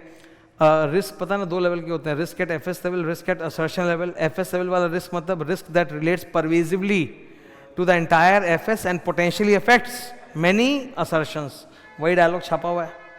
ठीक है। एक बार डायलॉग्स याद करने पड़ते हैं, फिर वो डायलॉग्स कई जगह पे असर दिखाते हैं। ठीक है। नॉलेज में लीवरेज वाला इफेक्ट भी होता है, मतलब नॉलेज के अंदर भी लीवरेजिंग होता है। अगर आपके पास 50% नॉलेज है तो उसको आप इस्तेमाल करके बैलेंस 50% बहुत जल्दी तैयार कर सकते हो। शुरू के 50% मेहनत लगती है, बाद के 50% मेहनत कम हो जाती है। 14 number, risk associated with outsource activity. इसके ऊपर ऐसे 402 होता है जो सिलेबस में नहीं है, पर ये टॉपिक डाला है इन्होंने। बैंक अपने बहुत सारे बिजनेस एक्टिविटीज़ खुद करने के बजाय क्या करता है? आउटसोर्स कर देता है। आप अपनी कोई भी बिजनेस एक्टिविटी को आउटसोर्स करोगे तो उससे तो रिस्क बढ़ेगा ही ना, क्योंकि आप खुद कर रहे होते तो आप उस पर अच्छा कंट्रोल लगा रहे होते। किसी और से करा रहे हो तो वो कैसा कंट्रोल लगा रहा है, नहीं लगा रहा, आपको तो पता नहीं है। तो उसी के बारे में बात किया है, outsourcing risk. Response to risk के ऊपर कौन सा होता है? ऐसे 330। स्ट्रेस टेस्टिंग, ये अलग से 4 मार्क का टॉपिक आ सकता है, स्टार किया मैंने। स्ट्रेस टेस्टिंग इज अ, पहला लाइन पढ़ो, stress testing is a very harsh type of testing that pushes the software program to failure. मतलब आप कोशिश कर रहे हो कि किसी भी तरह ऐसा टेस्टिंग करें कि बैंक का सॉफ्टवेयर क्रैश कर जाए। इससे पता चलेगा कि बैंक के सॉफ्टवेयर में कहाँ कहाँ वीकनेस है, उसको कैसे सुधारा जा सकता है। तो इसका एक क्लासिक एग्जाम्पल है बफर इनफ्लो, बफर ओवरफ्लो। मतलब आपने इतना ज़्यादा डमी इनपुट डाल दिया एक साथ में कि सॉफ्टवेयर प्रोग्राम उसको हैंडल नहीं कर पा रहा। जैसे देखो यार, बैंक के सॉफ्टवेयर की एक तगड़ी कैपेसिटी होती है, it can handle millions of users at the same time. Same bank के मिलियंस ऑफ कस्टमर एक साथ नेट बैंकिंग कर रहे हैं, फिर भी चल रहा है कि नहीं? पर बिलियन कस्टमर्स तो एक बार में हैंडल नहीं कर सकता ना। तो आप बफर फ्लो डाल रहे हो डेटा का और सॉफ्टवेयर उसको पकड़ नहीं पा रहा, क्रैश कर रहा है। जैसे तुम लोग देखते नहीं है, कभी कभी ICA का साइट जाम हो जाता है जब रिजल्ट आता है, क्योंकि सारे यूजर्स एक बार में रिजल्ट देख रहे हैं, तो भाई सिस्टम वेबसाइट हैंडल। तो वही स्ट्रेस टेस्टिंग, उससे हमको बेसिकली पता चलता है the consequences of the crash. अगर सिस्टम क्रैश हुआ तो पता चलेगा क्यों क्रैश हुआ, कैसे क्रैश हुआ, ताकि कैसे उसको सुधारा जा सके। Buffer overflow, excessive input is put into the system. And last वाला, ये RBI की रिक्वायरमेंट है कि बैंक के अंदर एक स्ट्रेस टेस्टिंग फ्रेमवर्क होना चाहिए। ठीक है। बाज़ेल नॉर्म्स आ गए हमारे पास। Basel is a place in Switzerland, 10 देशों ने मिलकर बनाया था, आज 45 देश हैं, उसमें इंडिया भी शामिल है। 2008 में ग्रेट अमेरिकन रिसेशन आया था, उसकी वजह से 2009 में बाज़ेल 3 नॉर्म्स आया था कि हम लोग को कुछ और एक्स्ट्रा करना पड़ेगा, रिफॉर्म्स आने पड़ेंगे ताकि दोबारा ऐसा नहीं हो। तो उसमें 2 मेन काम किया गया, प्रॉपर लीवरेज रेशियोज लाए गए थे और कैपिटल एडिक्वेसी नॉर्म्स और इम्प्रूव कर दिए गए थे। 18 number, review of other report. मैं स्टैट्यूटरी ऑडिटर हूँ, मैं इन सब लोगों की रिपोर्ट्स को भी पढ़ सकता हूँ, इससे मुझे और पता चलेगा कि बैंक में कहाँ कहाँ गड़बड़ है।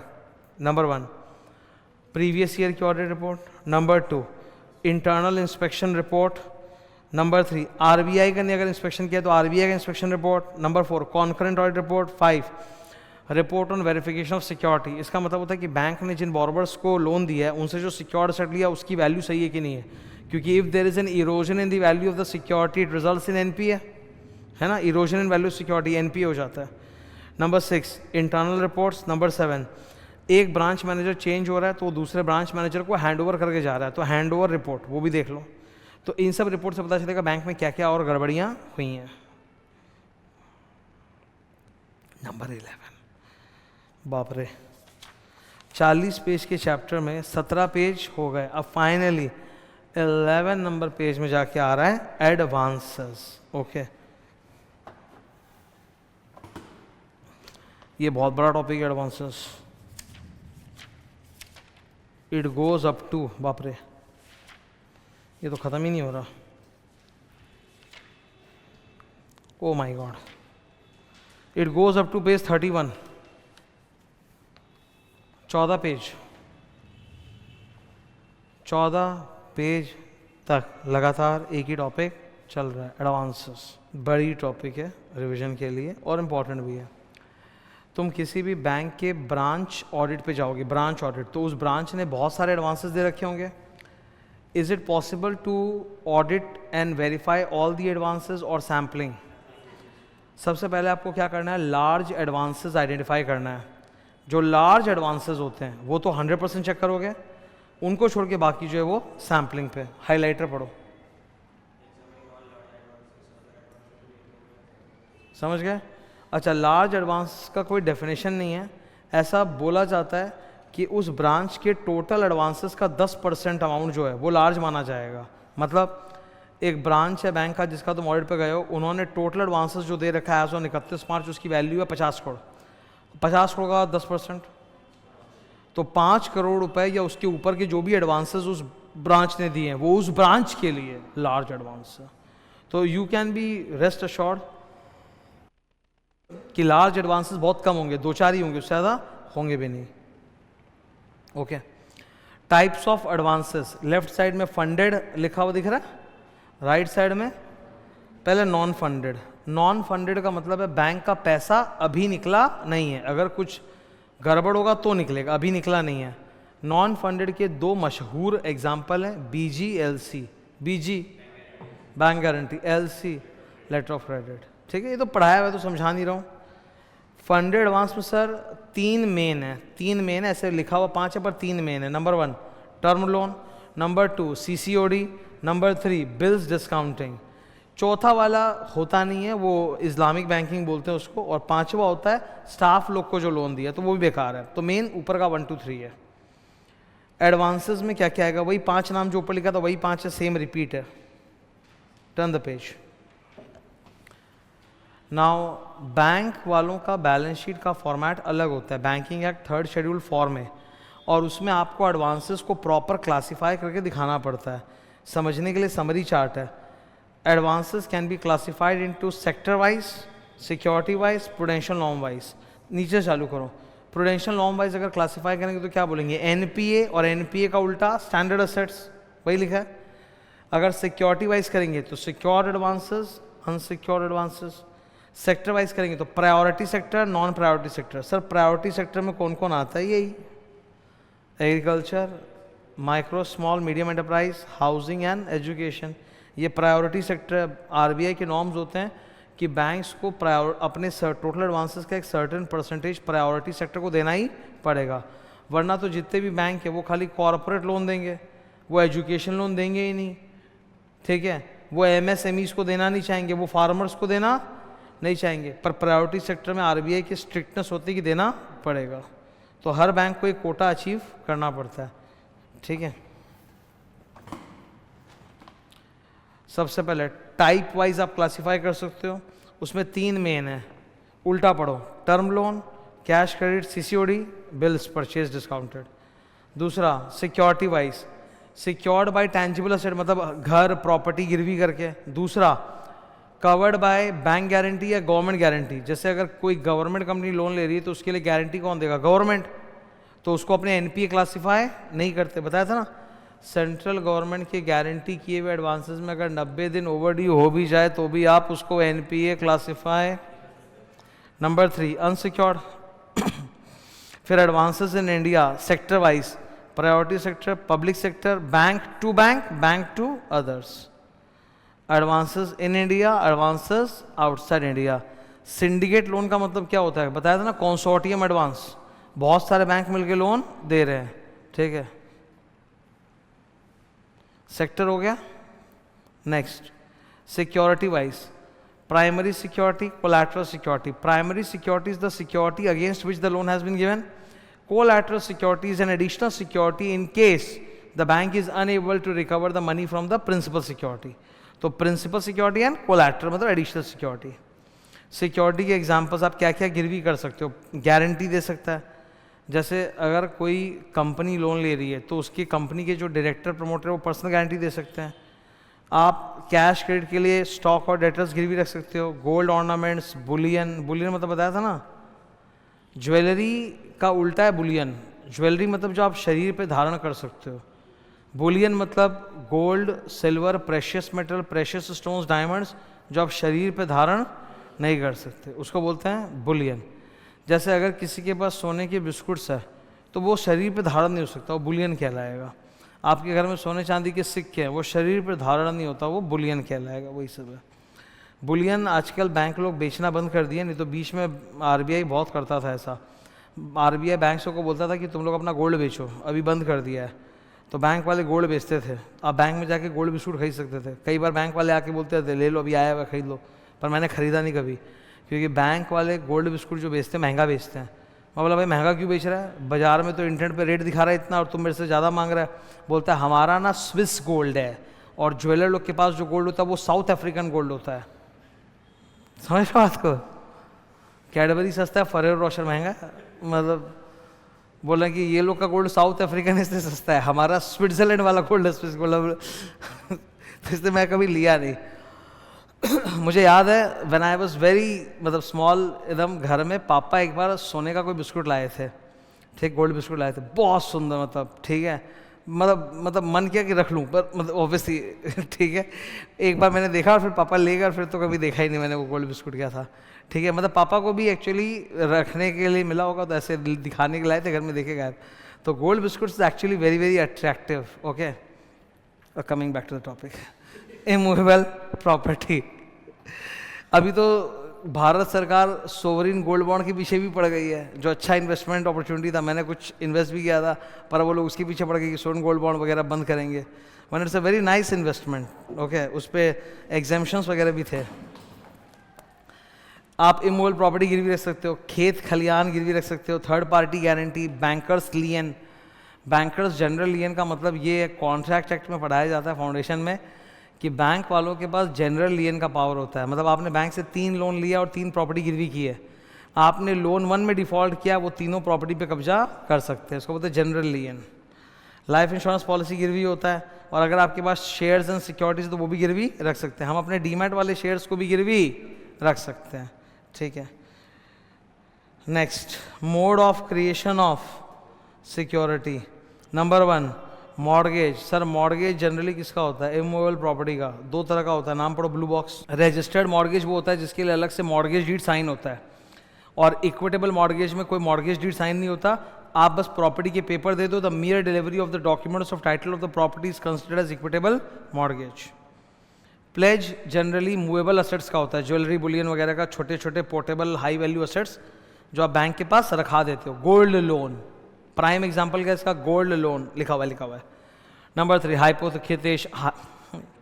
हाइपोथिकेशन किसका होता है, मूवेबल असेट्स का होता है, शेयर्स का, डेट्स का, स्टॉक का। कैश क्रेडिट इसी के दम पे चलता है। असाइनमेंट का मतलब होता है कि मेरे पास कुछ ऐसे असेट्स हैं जो मुझको एक्शनेबल क्लेम का पावर देते हैं, मतलब जहाँ मैं पैसा रिसीव कर सकता हूँ, मैं वही गिरवी कर दिया। जैसे life insurance policy, life insurance policy में मैं सरेंडर वैल्यू रिसीव कर सकता हूँ, तो वही मैंने अपना पावर बैंक को दे दिया, असाइन कर दिया कि मेरी LIC पॉलिसी का जो पैसा है बैंक ले लेगा, तो दैट इज कॉल्ड असाइनमेंट। तो LIC पॉलिसी गिरवी रखना, एक्शनेबल क्लेम्स गिरवी रखना, दैट इज कॉल्ड असाइनमेंट।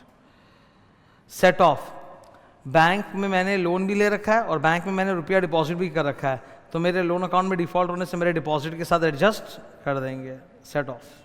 समझा क्या? मेरा बैंक के अंदर एफडी भी है और लोन भी लिया है, दोनों काट देंगे अगर पैसा नहीं चुकाया तो। और लास्ट में क्या है? लियन, कब्जा, बैंकर्स जनरल लियन। नेक्स्ट हम लोग आ गए प्रूडेंशियल नॉर्म्स में। भूलना नहीं कि प्रूडेंशियल नॉर्म्स जो हैं उसमें 3 चीज़ें हैं। अभी मैं डायग्राम दिखाया था ना 29 पे, पहला क्या लिखा है देख के बोलो। नंबर 1 असेट क्लासिफिकेशन, मतलब स्टैंडर्ड, सबस्टैंडर्ड, आउटफुल, लॉस। दूसरा क्या लिखा है? Income recognition. और तीसरा क्या लिखा है? प्रोविजनिंग। इधर देखो, स्टैंडर्ड रेगुलर का मतलब है कोई डिफ़ॉल्ट नहीं हुआ, और डिफ़ॉल्ट हो गया पर 90 दिन पूरा नहीं हुआ है तो उसको SMA बोलते हैं, स्पेशल। ये भी 3 टाइप का होता है, SMA 0, 1, 2। 0 to 30 days SMA 0, ठीक है ना। 31 to 60 days SMA 1, 61 to 90 days SMA 2। Clear है ये? और NPA तो सर हम लोग जानते ही हैं, सब स्टैंडर्ड आउटफुल लॉस। क्वेश्चन, ठीक है, ये तो क्वेश्चन है सॉल्व करने के लिए, रिवीजन। NPA में आ जाओ, ठीक है। What is an NPA? Sir NPA is an advance account which has stopped generating income for the bank. Non performing, perform नहीं कर रहा मतलब इनकम जनरेट नहीं कर रहा, मतलब इंटरेस्ट इनकम आना बंद हो गया, यानी इंस्टॉलमेंट में डिफॉल्ट हो गया है। 3 मेन लोन होते हैं, term loan, CCOD, bill discounting. इनमें 90 दिन का ज्ञान है। टर्म लोन में अगर इंस्टॉलमेंट ओवरड्यू हो गया फॉर 90 डेज, कि CCOD में अगर आउट ऑफ ऑर्डर हो गया फॉर 90 डेज, बिल डिस्काउंटिंग में अगर मैच्योरिटी डेट से 90 दिन पार हो गया तो NPA। तो ऐसा होने पे हम क्या बना देंगे? NPA। Sorry, out of order क्या होता है? सर ये वर्ड CC के लिए यूज़ किया जाता है। बैंक वाले आपके नाम पे एक अलग से बैंक अकाउंट खोल देते हैं जिसको बोलते हैं CC अकाउंट, और उसमें रुपया रहता है, आप निकालो डालो, निकालो डालो, निकालो डालो। तो उसमें एक लिमिट होती है कि आप इतना उठा सकते हो, उसको बोलते हैं सैंक्शन लिमिट, और वो लिमिट हर महीने या हर क्वार्टर चेक की जाती है, उसको बोलते हैं ड्रॉइंग पावर। ये सब तो पढ़ाया हुआ है, drawing power. The amount that you have drawn out of your CC account should not be more than the drawing power और सैंक्शन लिमिट। तो अगर आपने जो रुपया उठाया है वो ड्रॉइंग पावर या सैंक्शन लिमिट से ज़्यादा है, मतलब ओवर ड्रॉन है, तो it becomes out of order. 90 दिन आउट ऑफ ऑर्डर होने पे क्या हो जाएगा? NPA। नंबर 2, आपने लगातार 90 दिन तक एक भी रुपया जमा नहीं किया, no credit has been observed in the account. गलत, CC account is a running loan, आपको उठाना है तो डालना भी है, तो 90 तक नहीं डालोगे तो आउट ऑफ ऑर्डर है, NPA हो जाएगा। नंबर 3, आपने रुपया तो डाला है but it is too less, it is not even covering the interest debited, तो वो आउट ऑफ ऑर्डर। 90 दिन आउट ऑफ ऑर्डर होते क्या बोलेंगे? NPA। सर ये प्रोविजन के रेट हैं, सब स्टैंडर्ड पे रेट कितना है? 15-25। डाउटफुल पे कितना है? D1, D2, D3 25, 40, 100, 100, 100। लॉस पे कितना है? 100, ठीक है। Classification of NPA is on the basis of record of recovery. Just because कोई एडवांस सिक्योर्ड है, इसका मतलब ये नहीं कि उसको NPA नहीं बनाएंगे, क्योंकि सिक्योर्ड एडवांस पे भी अगर मतलब सिक्योरिटी है, सब कुछ है, पर अगर फिर भी पैसा नहीं आ रहा तो NPA। So classification is on the basis of record of recovery, not on the base of की सिक्योरिटी गारंटी आपने क्या दिया है, ठीक है। एस नंबर 2 पढ़ो, asset classification is borrower wise and not facility wise. कहने का मतलब है अगर एक बोरोवर है हमारा रमन, उसने कार लोन और होम लोन दोनों लिया है, कार लोन में डिफॉल्ट है पर होम लोन में कोई डिफॉल्ट नहीं है, EMI आ रहा है, तो 2 फैसिलिटी में से एक डिफॉल्ट है। बोला उससे मतलब नहीं है, अगर आज एक किया कल दूसरा करेगा, तो अगर किसी बोरोवर की एक भी फैसिलिटी NPA है तो सारे फैसिलिटीज को आप क्या बना दोगे? NPA। तो कार लोन भी NPA और होम लोन भी NPA। अब ये यहां से ना NPA का ही कुछ एक्स्ट्रा ज्ञान स्टार्ट हो गया है। बेसिक हम लोगों का कवर हो चुका है, अब यहाँ से हाई-फाई स्टार्ट हो गया। अब यहाँ से एक एक करके हम लोग को NPA के स्पेशल नॉर्म्स आने चालू होंगे जो मैं डिस्कस कर रहा हूँ। लेफ्ट साइड में फोकस करना, मेरे हाथ के लिखे हुए नोट्स पे ज़्यादा फोकस करना और हाईलाइटर एंडलाइन पे फोकस करना, ठीक है। नंबर 1, ऑब्वियसली पूरा लाइन बाय लाइन तो रीड कराएंगे नहीं, करा नहीं पाएंगे, रिवीजन है तो पूरा कंसेप्ट बताते जाएंगे। सबसे पहले accounts regularised near the balance sheet date. इसका मतलब क्या है? इसमें 3 बातें लिखी हैं। नंबर 1, आप देख रहे हो कि कुछ एडवांस अकाउंट्स ऐसे हैं जिसमें फ्यू और सॉलिटरी क्रेडिट्स है ड्यूरिंग द ईयर, मतलब कभी कभी पैसा जमा होता है, इंस्टॉलमेंट आता है, बाकी टाइम पे नहीं आता है। That shows an inherent weakness in the account. और हो सकता है कि ये बैंक मैनेजर ने बोरोवर के साथ मिलकर कोई प्लान बनाया हो कि काम करो, ईयर एंड के पहले तुम इंस्टॉलमेंट का चेक डाल दो, ईयर एंड के बाद बाउंस करा देना, ताकि 31 मार्च को एनपीए होने से रोक दें। अगर ऐसा है तो इनको केयरफुली एग्जामिन करने की जरूरत है। नंबर 2, गवर्नमेंट गारंटीड एडवांसेस, वो एडवांसेस जिसके लिए गारंटी खुद गवर्नमेंट ने दिया, लेकिन कौन सी government? Not state government. State government के गारंटीड एडवांसेस में कोई एग्जाम्शन नहीं है। सेंट्रल गवर्नमेंट के गारंटीड एडवांसेस में एग्जाम्शन है, बट फुल नहीं, पार्शियल एग्जाम्शन है। देखो क्या लिखा है, ये रहा, पढ़ो। BSNL is obtain loan from SBI guaranteed by central government. 90 दिन पूरा हो गया, डिफॉल्ट हो गया, फिर भी एनपीए नहीं बनाना है। क्या क्या एग्जाम्शन है? नंबर 1, एनपीए नहीं बनाएंगे ऑब्वियसली, तो प्रोविजन का रेट भी कम ही होगा 0.4%। लेकिन सर इनकम रिकॉग्निशन में कोई एग्जाम्शन नहीं है। पैसा नहीं आ रहा ना, 90 दिन हो गया ना, भले ही तुम एनपीए मत बोलो, पर इनकम रिकॉर्ड करना बंद कर दो, कैश बेसिस पे होगा, अक्रूवल पे नहीं होगा। ग्रेट, ऊपर आ जाओ।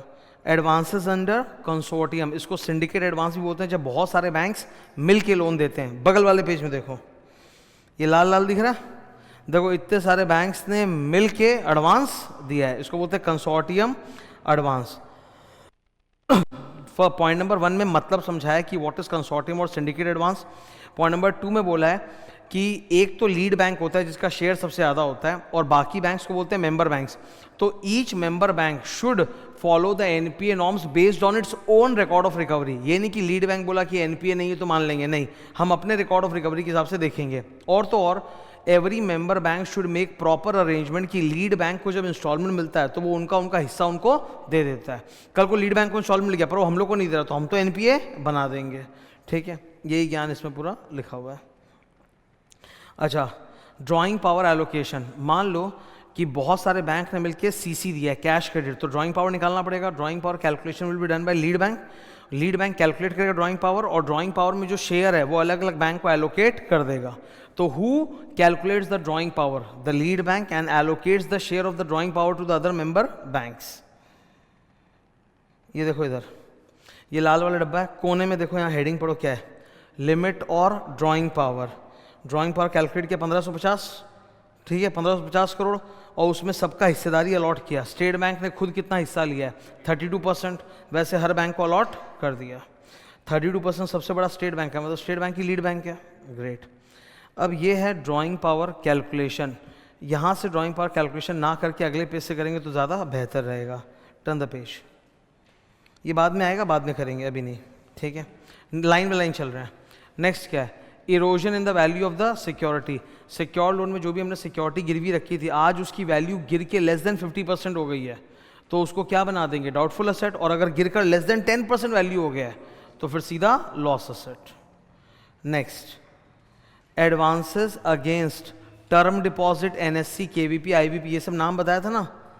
एनएससी नेशनल सेविंग सर्टिफिकेट, किसान विकास पत्र, इंदिरा विकास पत्र, इसमें फुल एग्जाम्पशन है। मतलब एनपीए भी नहीं बनाएंगे, 90 दिन हो गया, पर हमारे पास तो एफडी, एनएससी, केवीपी है ना, वी आर ओवर सिक्योर्ड, तो एनपीए भी नहीं बनाएंगे, प्रोविजनिंग भी नहीं करेंगे, और इनकम रिकॉग्निशन भी अक्रूवल पे कर सकते हैं, जितना मार्जिन है उतना।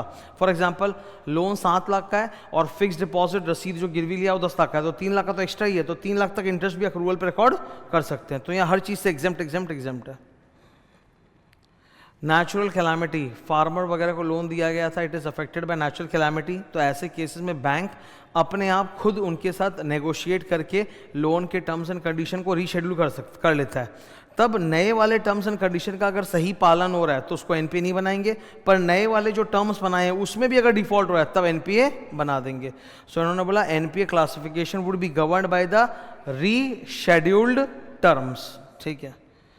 एडवांसेस टू स्टाफ, बैंक अगर अपने ही एम्प्लॉइज को एज अ बैंकर लोन दे रहा है तब वो एडवांसेस में जाएगा, लेकिन बैंक अगर अपने एम्प्लॉइज को एज एन एम्प्लॉयर थोड़ा सा कुछ महीने की सैलरी एडवांस दे रहा है तो वो एडवांस नहीं कहलाएगा, वो अदर्स में जाएगा। ठीक है। एग्रीकल्चर एडवांस, दो प्रकार, इनका एनपीए में 90 दिन का ज्ञान नहीं होता, इनका क्रॉप सीजन वाइज होता है। दो तरह के क्रॉप है, long duration crop, short duration crop. ये देखो इधर, लॉन्ग ड्यूरेशन क्रॉप होता है, इसको ग्रो करने में 1 साल से ऊपर लगे, और शॉर्ट ड्यूरेशन मतलब जो 1 साल से कम में ग्रो हो जाएगा। तो लॉन्ग ड्यूरेशन क्रॉप के लिए कितने पीरियड तक डिफॉल्ट होने पे एनपीए बनाओगे? 1 क्रॉप सीजन, बिकॉज सर वो खुद ही 1 साल के ऊपर है। और शॉर्ट ड्यूरेशन क्रॉप में कितने क्रॉप सीजन डिफॉल्ट होने के बाद तुम एनपीए बनाओगे? 2 crop season. Who decides the crop season? SLBC. ठीक है, ये क्लियर अपने को? टर्न करें। ये हरा डब्बा तो क्वेश्चन वाला है, रामजी लाल वाला क्वेश्चन है जो कराया था। ड्राइंग पावर का कैलकुलेशन आ गया फाइनली। ड्राइंग पावर कैलकुलेशन क्यों किया जाता है? कैश क्रेडिट के लिए। मैं एक बार इसको थोड़ा सा एक्सप्लेन करूंगा with an example on the next page. ये हरा वाला एग्जांपल दिख रहा है अपने को? आओ सर। कोई भी बोरोवर कंपनी अपना स्टॉक या अपना डेटर्स गिरवी करके जो लोन फैसिलिटी लेती है उसको हम सीसी बोलते हैं, कैश क्रेडिट। तो यहाँ पे गिरवी क्या रखा जाता है? स्टॉक या डेटर्स। अब ऑब्वियसली स्टॉक डेटर आप बैंक को देते हो कि आपके पास ही रहता है? आपके पास रहता है। और स्टॉक डेटर तो कॉन्स्टेंटली चेंज होता रहता है ना धंधा करते वक्त। तो स्टॉक डेटर्स का मंथली या क्वार्टरली स्टेटमेंट बनाकर बैंक के पास जमा करना पड़ता है, जिससे बैंक वाले ड्राइंग पावर कैलकुलेट करते हैं। एक बार इधर ताको। सबसे पहले स्टॉक से कैसे कैलकुलेट होता है? नंबर, ये example by the way institute की किताब का है तो याद करना है। Number 1, stock set realisable value, मतलब एनआरवी। कॉस्ट पे नहीं लिखोगे, किस पे लिखोगे? एनआरवी पे। Less unpaid stock. Unpaid stock का मतलब होता है वो स्टॉक जो तुमने उधार पे खरीदा है जिसका अभी तक पेमेंट नहीं हुआ, मतलब सिंडिकेटर्स। Less syndicators. और इंपोर्टेड स्टॉक है तो उसके लिए तुमने एलसी दिया होगा, लेस लेटर ऑफ क्रेडिट। ये माइनस करो, इन दोनों को क्या बोलते हैं? Unpaid stock. अनपेड स्टॉक को आप काउंट इसलिए नहीं करते बिकॉज वो तो जो सेलर है वापस ले जा सकता है ना आके। ठीक है, फिर आपने कैलकुलेट किया माइनस करने के बाद पेड स्टॉक। अब बैंक पूरे का तो आपको उठाने नहीं देगा ना value, bank will deduct some margin. That margin is मन से 25%, ये अलग अलग हो सकता है। लेस करके जो आएगा that is your drawing power of the stock on the base of stock 300। अब डेटर्स में भी ऐसे ही कैलकुलेशन होगा। टोटल डेटर्स माइनस इनएलिजिबल, जो मालूम है कि भाई बैड होने वाला है, तो बचेगा क्या? एलिजिबल डेटर, उसमें भी फिर मार्जिन है। एक कॉमन सेंस की बात बताओ, स्टॉक में मार्जिन ज़्यादा होगा कि डेटर्स में? डूबने का चांस ज़्यादा किसका होता है? डेटर्स का। तो उधर वो 25% है ये, पर ये 25-40 कोई फिक्स्ड नहीं है, बैंक टू बैंक वेरी करता है। तो ये एग्जाम्पल है सिर्फ। माइनस किया आपने तो स्टॉक की वजह से आपको 300 मिलेगा और डेटर्स की वजह से 480, टोटल 780 ड्राइंग पावर। ये ड्राइंग पावर का कैलकुलेशन हर मंथ या हर क्वार्टर करना पड़ेगा। पीछे आ जाओ। टॉपिक का नाम क्या है? Computation of drawing power. Drawing power indicate करता है कि बैंक ने आपके नाम पे सीसी अकाउंट खोल दिया है, अब आप उस सीसी अकाउंट से कितना ड्रॉ कर सकते हो पैसा एक बार में, दैट्स कॉल्ड ड्राइंग पावर। तो ये बार बार कैलकुलेट होता है। सैंक्शन लिमिट क्या होता है? सर सैंक्शन लिमिट मतलब जो सीसी फैसिलिटी मिली है, इसके अलावा जो ओवरड्राफ्ट फैसिलिटी मिली है, इसके अलावा बैंक ने आपके लिए एलसी बीजी दिया है, तो वो सब जोड़ के जो लिमिट होता है उसको बोलते हैं सैंक्शनड लिमिट। तो ऑब्वियसली सैंक्शन लिमिट थोड़ा ज़्यादा होगा कि नहीं होगा? सैंक्शन लिमिट मतलब it includes everything, CC, OD, bank guarantee, letter of credit सब मिला के, तो थोड़ा ज़्यादा होगा। ड्राइंग पावर जबकि सिर्फ स्टॉक और डेटर स्टेटमेंट से निकाला जाता है। याद रखना, the total amount drawn by the borrower should not be more than either the sanction limit or the drawing power, क्योंकि इन दोनों में से किसी भी चीज़ से ज़्यादा हो गया तो उसको अपने क्या बोलेंगे? ओ आउट ऑफ ऑर्डर। 90 दिन ओ मतलब NPA। इधर आउट ऑफ ऑर्डर, क्लियर है? Out of order. Next, bankers duties. Bank की ड्यूटी क्या है? बैंक हमेशा चेक करता रहेगा कि जो बोरोवर है उसने adequate amount of current asset stock debtors maintain किया है कि नहीं। नंबर 2, पीरियोडिकली स्टॉक स्टेटमेंट मंगाता रहेगा।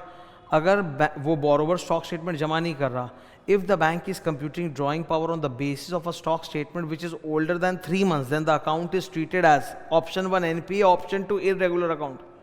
Irregular account.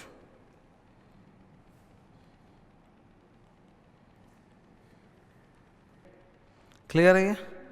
फिर नेक्स्ट, ऑडिटर्स कंसर्न। ऑडिटर को भी तो चेक करते रहना पड़ता है ना कि बैंक वाले सीसी के लिए जो ड्राइंग पावर निकालते हैं वो सही निकालते हैं कि नहीं। इनफैक्ट कारों में हम लोग रिपोर्ट भी करते हैं।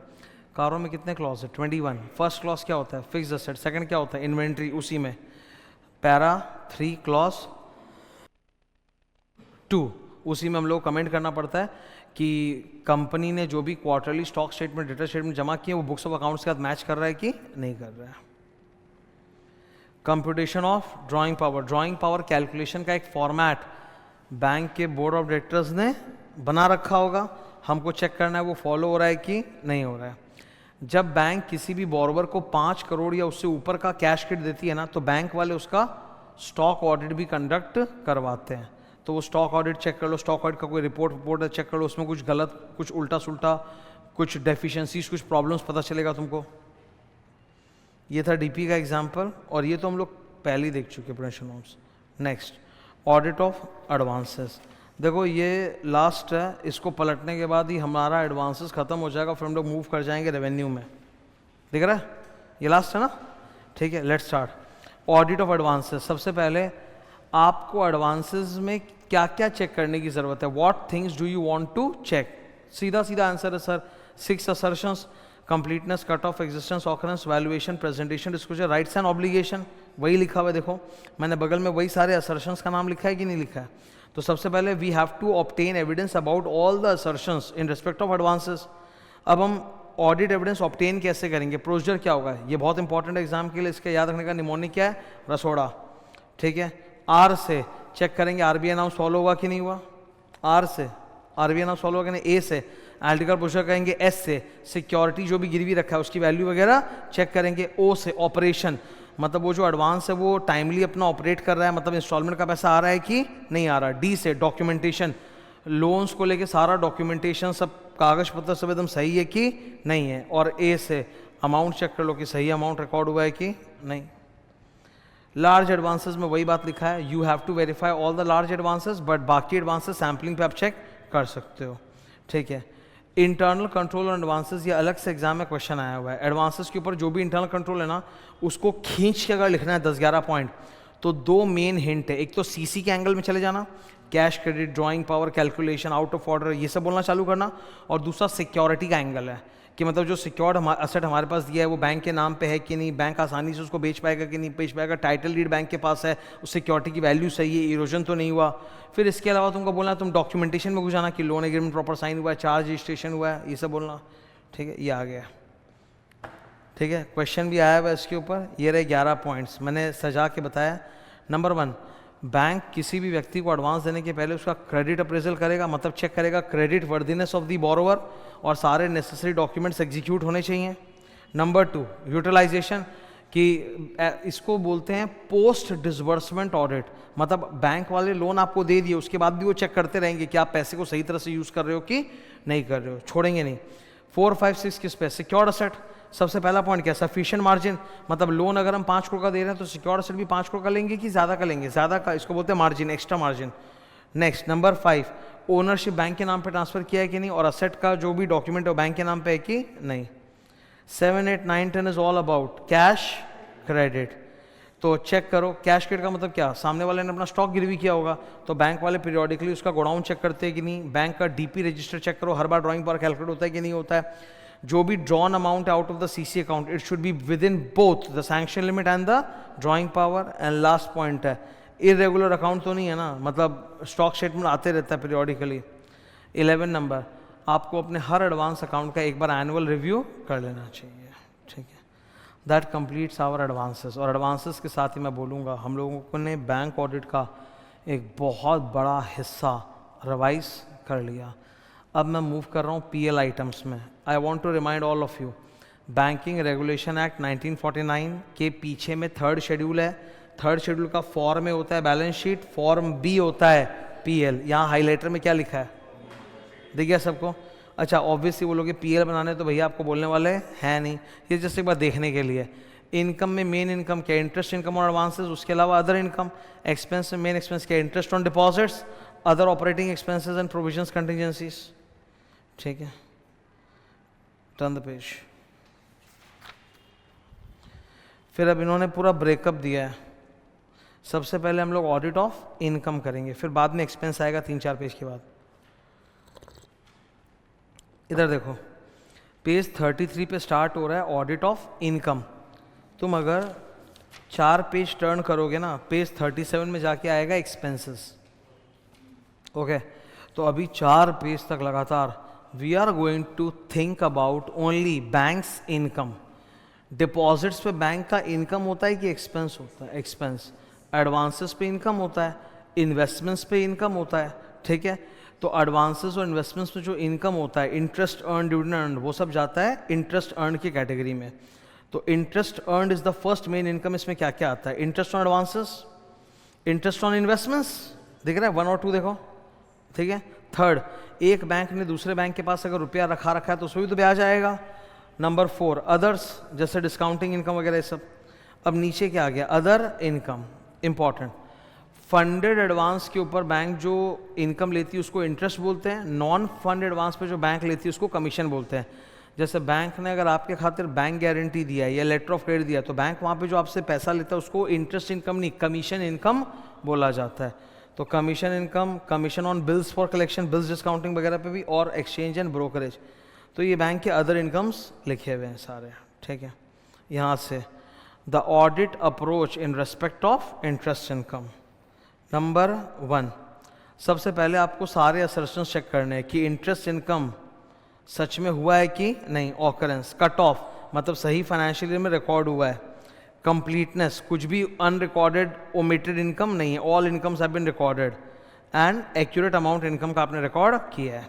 Number 2, what is a material income? RBI ने बोला any income item which is more than 1% of the total income is material income and can be recognised on accrual basis, ठीक है। ये जरा पढ़ो, accrual basis for material incomes which are more than 1% of the total income. बाकी सबके लिए cash basis follow कर सकते हैं। मटेरियलिटी, बाकी जो छोटे मोटे उनके में उसके लिए कौन सा बेसिस है? Cash basis, receipt basis. Revenue certainty, AS 9 भी यही बोलता है कि एनी इनकम जिसको लेके आप एक सर्टेन हो कि वो पैसा आएगा, there is no reasonable uncertainty, मतलब देयर इज अ सर्टेनिटी कि पैसा आएगा, उसको आप रिकॉर्ड कर सकते हो। तो वही बोला है, चेक कर लो, all the interest income on standard assets is recorded on accrual basis, जबकि एनपीए पे जो भी होता है interest income that is recorded on cash basis. इधर अब एनपीए की बात हो रही है। एनपीए को लेके आपको 2 बात याद रखनी है। Red colour number 1, stop income recognition on NPA, and number 2, NPA बनने के पहले तक जितना इंटरेस्ट इनकम आपने अक्रूवल पर रिकॉर्ड कर लिया था पर जो मिला नहीं उसको भी रिवर्स करना है। तो point number 2, reverse unrealised interest income on NPA, ठीक है। फिर एडवांस्ड अगेंस्ट किसान विकास पत्र, इंदिरा विकास पत्र, वहाँ पे भले ही एनपीए हो जाए फिर भी इंटरेस्ट इनकम अक्रूवल पे रिकॉर्ड करना अलाउड है, एग्जेम्पशन है। नेक्स्ट, बिल्स परचेज, बैंक ने अगर बिल डिस्काउंटिंग किया तो डिस्काउंट ऑन बिल्स जो है, अगर सपोज बिल डिस्काउंटिंग मार्च महीने में हुआ है तब तो वो इस फाइनेंशियल ईयर और अगले फाइनेंशियल ईयर में डिवाइड करना पड़ेगा ना, अपॉर्शन। रीडिस्काउंटिंग का मतलब क्या होता है? ये एक नाम लिखा है बोर्ड पे, ऑब्वियसली अंदर होगा। तो रीडिस्काउंटिंग का मतलब कौन बता सकता है? हाँ क्या, बस 2 बार हो रहा है तो तो समझा मतलब?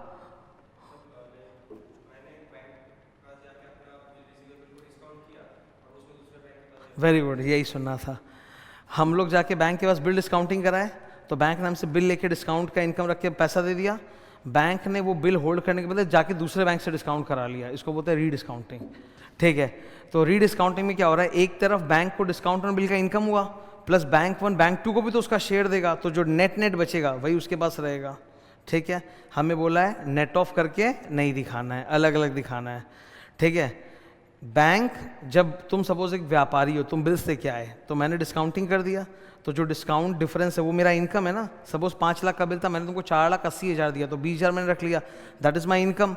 अब यही बिल जो है 5 लाख वाला मैं जाके दूसरे बैंक से डिस्काउंट करा लिया, लेट्स से 4,72,000 में, ठीक है।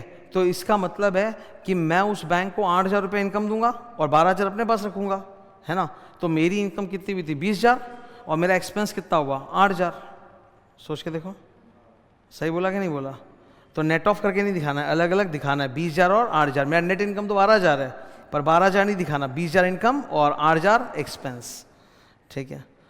जो भी अनएक्सपायर्ड डिस्काउंटिंग है, मतलब मान लो कि तुम मेरे पास 1 मार्च को आके बिल डिस्काउंट कराया, 3 महीने का बिल है और टोटल डिस्काउंट ऑन बिल है लेट से 30,000, तो 10,000 इस साल की इनकम, 20,000 अगले साल की। तो अगले साल की जो 20,000 की इनकम है वो तो लायबिलिटी होगी ना, प्री रिसीव्ड इनकम। तो वही बोला है यहाँ 2 नंबर। थोड़ा फास्ट बोल रहा हूँ, ये रिवीजन है, मैं पहले बोल रहा हूँ। जिनका पढ़ा हुआ है, समझाया हुआ, उनको तो तुरंत समझ में आ जाएगा, जिनका नहीं है उनको इतना ताड़ समझ में नहीं आएगा मैं क्या बोल रहा हूँ, ठीक है। Bills for collection is not bill discounting, it is basically agency service. कि मैं एक व्यापारी हूँ, मेरे पास बहुत सारे बिल्स आते रहते हैं, तो मैं मैच्योरिटी डेट पे खुद जाके कलेक्ट करने के बदले बैंक को पकड़ा दी हूँ, बैंक कलेक्ट कर करके मेरे अकाउंट में डालता रहता है, तो बैंक इसके लिए मेरे से थोड़ा सा चार्जेस ले लेता है। तो ये एजेंसी सर्विस है, ये कोई बिल डिस्काउंटिंग नहीं है, इसको बोलते हैं बिल्स फॉर कलेक्शन। तो बैंक वाला क्या करेगा, मैंने अपने बहुत सारे बिल्स ऑफ एक्सचेंज रखवा दिए, बैंक वाला मैच्योरिटी पे जा जाके पार्टी लोग से पैसा लेगा, फिर मेरे अकाउंट में पैसा डालेगा, मैं बैंक से कोई रुपया एडवांस में नहीं ले रहा हूँ, तो ये एडवांसेस नहीं है, it's an agency service. CDR full form corporate debt restructuring, basically हमने कंपनीज को लोन दिया था, वो लोग चुका नहीं पा रहे, तो उनके साथ हमने अपना टर्म्स चेंज कर लिया।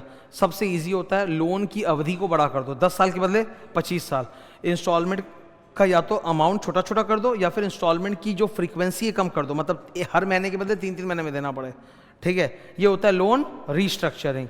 तो भाई रीस्ट्रक्चरिंग, जब बैंक वाले आपके लिए लोन रीस्ट्रक्चरिंग करते हैं ना, वहाँ पे भी वो लोग फीस और कमीशन लेते हैं, और जो भी फीस कमीशन इनकम है it is recognised not this year but amortised over the unexpired period, ठीक है। मान लो ये लोन 20 साल चलेगा, आज से 20 साल और चलेगा, तो अब जो भी फीस कमीशन ऑन रिन्यूअल हुआ है वो फीस कमीशन भी हम 20 साल तक धीरे धीरे इनकम रिकॉग्नाइज करेंगे। बैंक वाले हर चीज़ का कुछ ना कुछ लेते हैं, हर चीज़ का। वो लोन रीस्ट्रक्चरिंग कर रहे हैं उसका भी वो आपसे कुछ फीस कमीशन वगैरह चार्ज करेंगे। बैंक वाले हर चीज़ पे कुछ ना कुछ चार्ज करते हैं, तभी उन लोग की छोटी छोटी इनकम जोड़ते जोड़ते बड़ा अमाउंट बन जाता है। तुम लोगों ने अभी ये चीज़ नोटिस किया है क्या, जोमेटो वगैरह सब पे प्लेटफॉर्म फ़ी चार्ज होने लग गया अलग से। मतलब जोमेटो स्विगी ये सब पे खाना ऑर्डर करोगे तो 2 रुपये 3 रुपये, I don't remember how much, ऐसे कुछ है 3-4 रुपया प्लेटफॉर्म फ़ी। अब सोचो दिन में अगर जोमेटो के प्लेटफॉर्म पे 10 लाख कस्टमर्स ने ऑर्डर प्लेस किया है, तो प्लेटफॉर्म फ़ी खाली तुम कितना 3 रुपया अगर पकड़ोगे तो 30 लाख रुपया हो गया एक दिन का, खाली प्लेटफॉर्म फ़ी। इसके अलावा जो अदर इनकम हो तो बॉस है ही, ठीक है। तो you are getting my point, मतलब ये छोटा छोटा इनकम ही जोड़ के ना बहुत ज़्यादा हो जाता है, क्योंकि बैंक के नंबर ऑफ कस्टमर्स ह्यूज होते हैं, तो थोड़ा थोड़ा भी सबको काटेंगे तो एक बड़ा अमाउंट आ जाएगा। ये ठीक है। Next, reversal of income, that's a very important question, ये एग्जाम में आता है। रिवर्सल ऑफ इनकम का मतलब क्या होता है, बेसिकली आपने कोई इनकम अक्रूवल पे रिकॉर्ड कर ली थी और अब वो मिलने वाली है नहीं, एनपीए बन गया है, तो जो रिकॉर्ड कर ली वो भी रिवर्स करो। ये इंटरेस्ट इनकम के साथ भी हो सकता है, कमीशन इनकम के साथ भी हो सकता है, रिन्यूअल फीस के साथ भी हो सकता है। ऐसा भी हो सकता है कि प्रायर ईयर में आपने कोई इनकम रिकॉग्नाइज कर ली थी जो अब आपको लग रहा है कि रिसीव नहीं होगी, तो उसको रिवर्स कर रहे हो, ठीक है। तो ये सब रिवर्सल के केसेस हैं। Number 1 interest income reversal on NPA, number 2 fees commission reversal, number 3 prior period का error, number 4 interest income account में बहुत सारे अनएक्सप्लेन्ड डेबिट्स पड़े हुए हैं, अनएक्सप्लेन्ड लार्ज अमाउंट्स, तो वो भी रिवर्स करो, ठीक है। लार्ज डेबिट्स का मतलब क्या होता है, रिवर्सल ऑफ इनकम, बिकॉज कायदे से income account is always credited, तो उसमें डेबिट से मतलब क्या हो रहा है, रिवर्सल हो रहा है, ठीक है। Reversal of income on leased asset, leased asset में क्या होता है, ईएमआई आता है।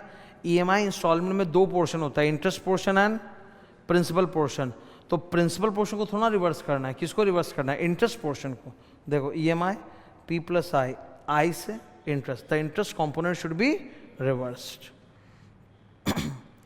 Take out finance, take out finance बहुत फेमस है, ये नाम इसका फैंसी है, ये एग्जाम में आया हुआ भी ये टेक आउट फाइनेंस, ओके। मैंने इसको समझाने के लिए एक डायग्राम बनाया है, नीचे देखो, टेक आउट फाइनेंस, इधर देखो। टेक आउट का मतलब है एक बैंक के बुक्स ऑफ अकाउंट से एडवांसेस को टेक आउट करके दूसरे बैंक में डाल दिया गया, it is like a sale of NPA, okay. ताको कौन है ये, HDFC bank. Suppose HDFC bank ने लोन दिया, HDFC बैंक ना ज़्यादा लंबे समय का लोन नहीं देता, ये लोग का एवरेज टेनर 7 साल का होता है, पर फिर भी HDFC का नाम बहुत है, तो इसने किसी इंफ्रास्ट्रक्चर कंपनी को 25 साल का लोन दे दिया, और अब वो धीरे धीरे क्या हो गया, अडानी पोर्ट्स को दिया 500 करोड़ का, सपोज एग्जाम्पल है, हाँ ठीक है।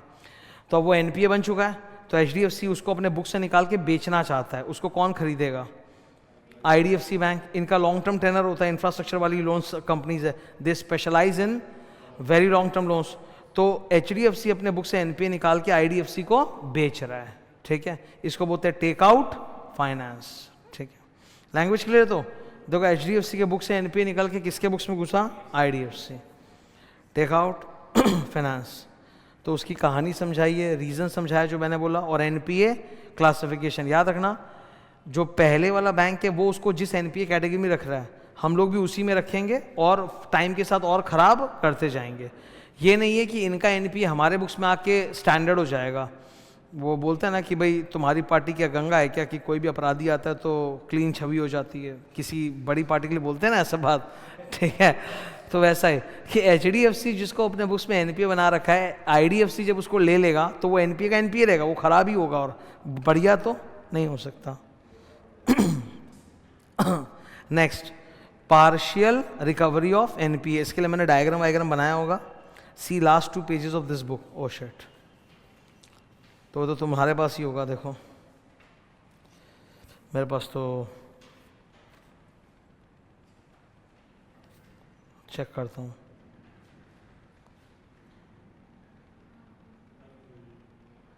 ये रहा, ऐसा कुछ, ठीक है। NPA recovery, okay.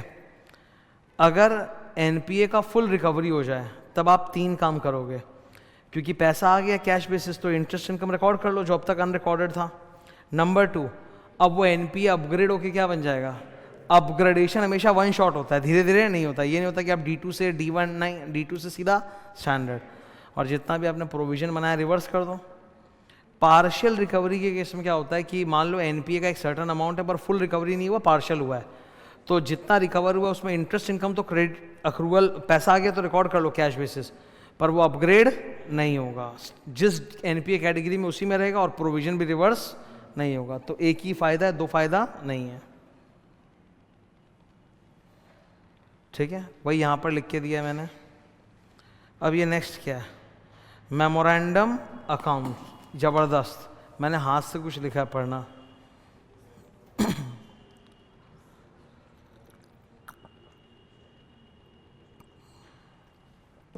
पढ़ा क्या, क्या लिखा है, इट इज ऑफ बुक्स, मतलब ये आपके मेन बुक्स ऑफ अकाउंट्स और ट्रायल बैलेंस का हिस्सा नहीं है, ये बस एक रफ अकाउंट है।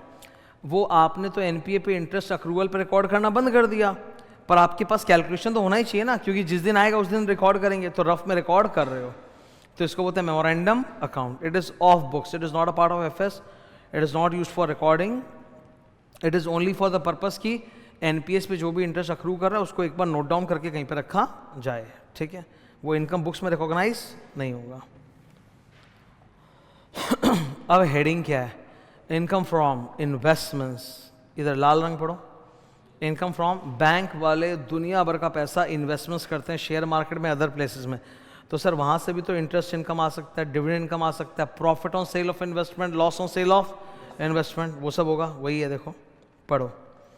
इंटरेस्ट या dividend income on investments is known as interest and dividend from group companies, या फिर profit on sale of investments, या फिर profit on revaluation of investment, is called other income. ये जो हाथ का लिखा हुआ है पढ़ो। इन्वेस्टमेंट्स पे केवल जो इंटरेस्ट और डिविडेंड आएगा ना, that is treated as interest income. बाकी जो इनकम है, पोसोआई मतलब सेल, पोरोआई मतलब प्रॉफिट ऑन रिवैल्यूएशन, मेरी खुद की बैंक की खुद की जो ग्रुप कंपनीज है, सब्सिडरी जॉइंट वेंचर, उससे जो डिविडेंड कमाएगा, इंटरेस्ट इनकम आएगा, ये सब इंटरेस्ट नहीं माना जाता, ये सब क्या माना जाता है, अदर इनकम। एमसीक्यू के लिए ये बड़ा खास हो जाता है, ठीक है, क्योंकि ये अगर पढ़ा हुआ नहीं स्टूडेंट गेस नहीं कर पाएगा एग्जाम में, ओके।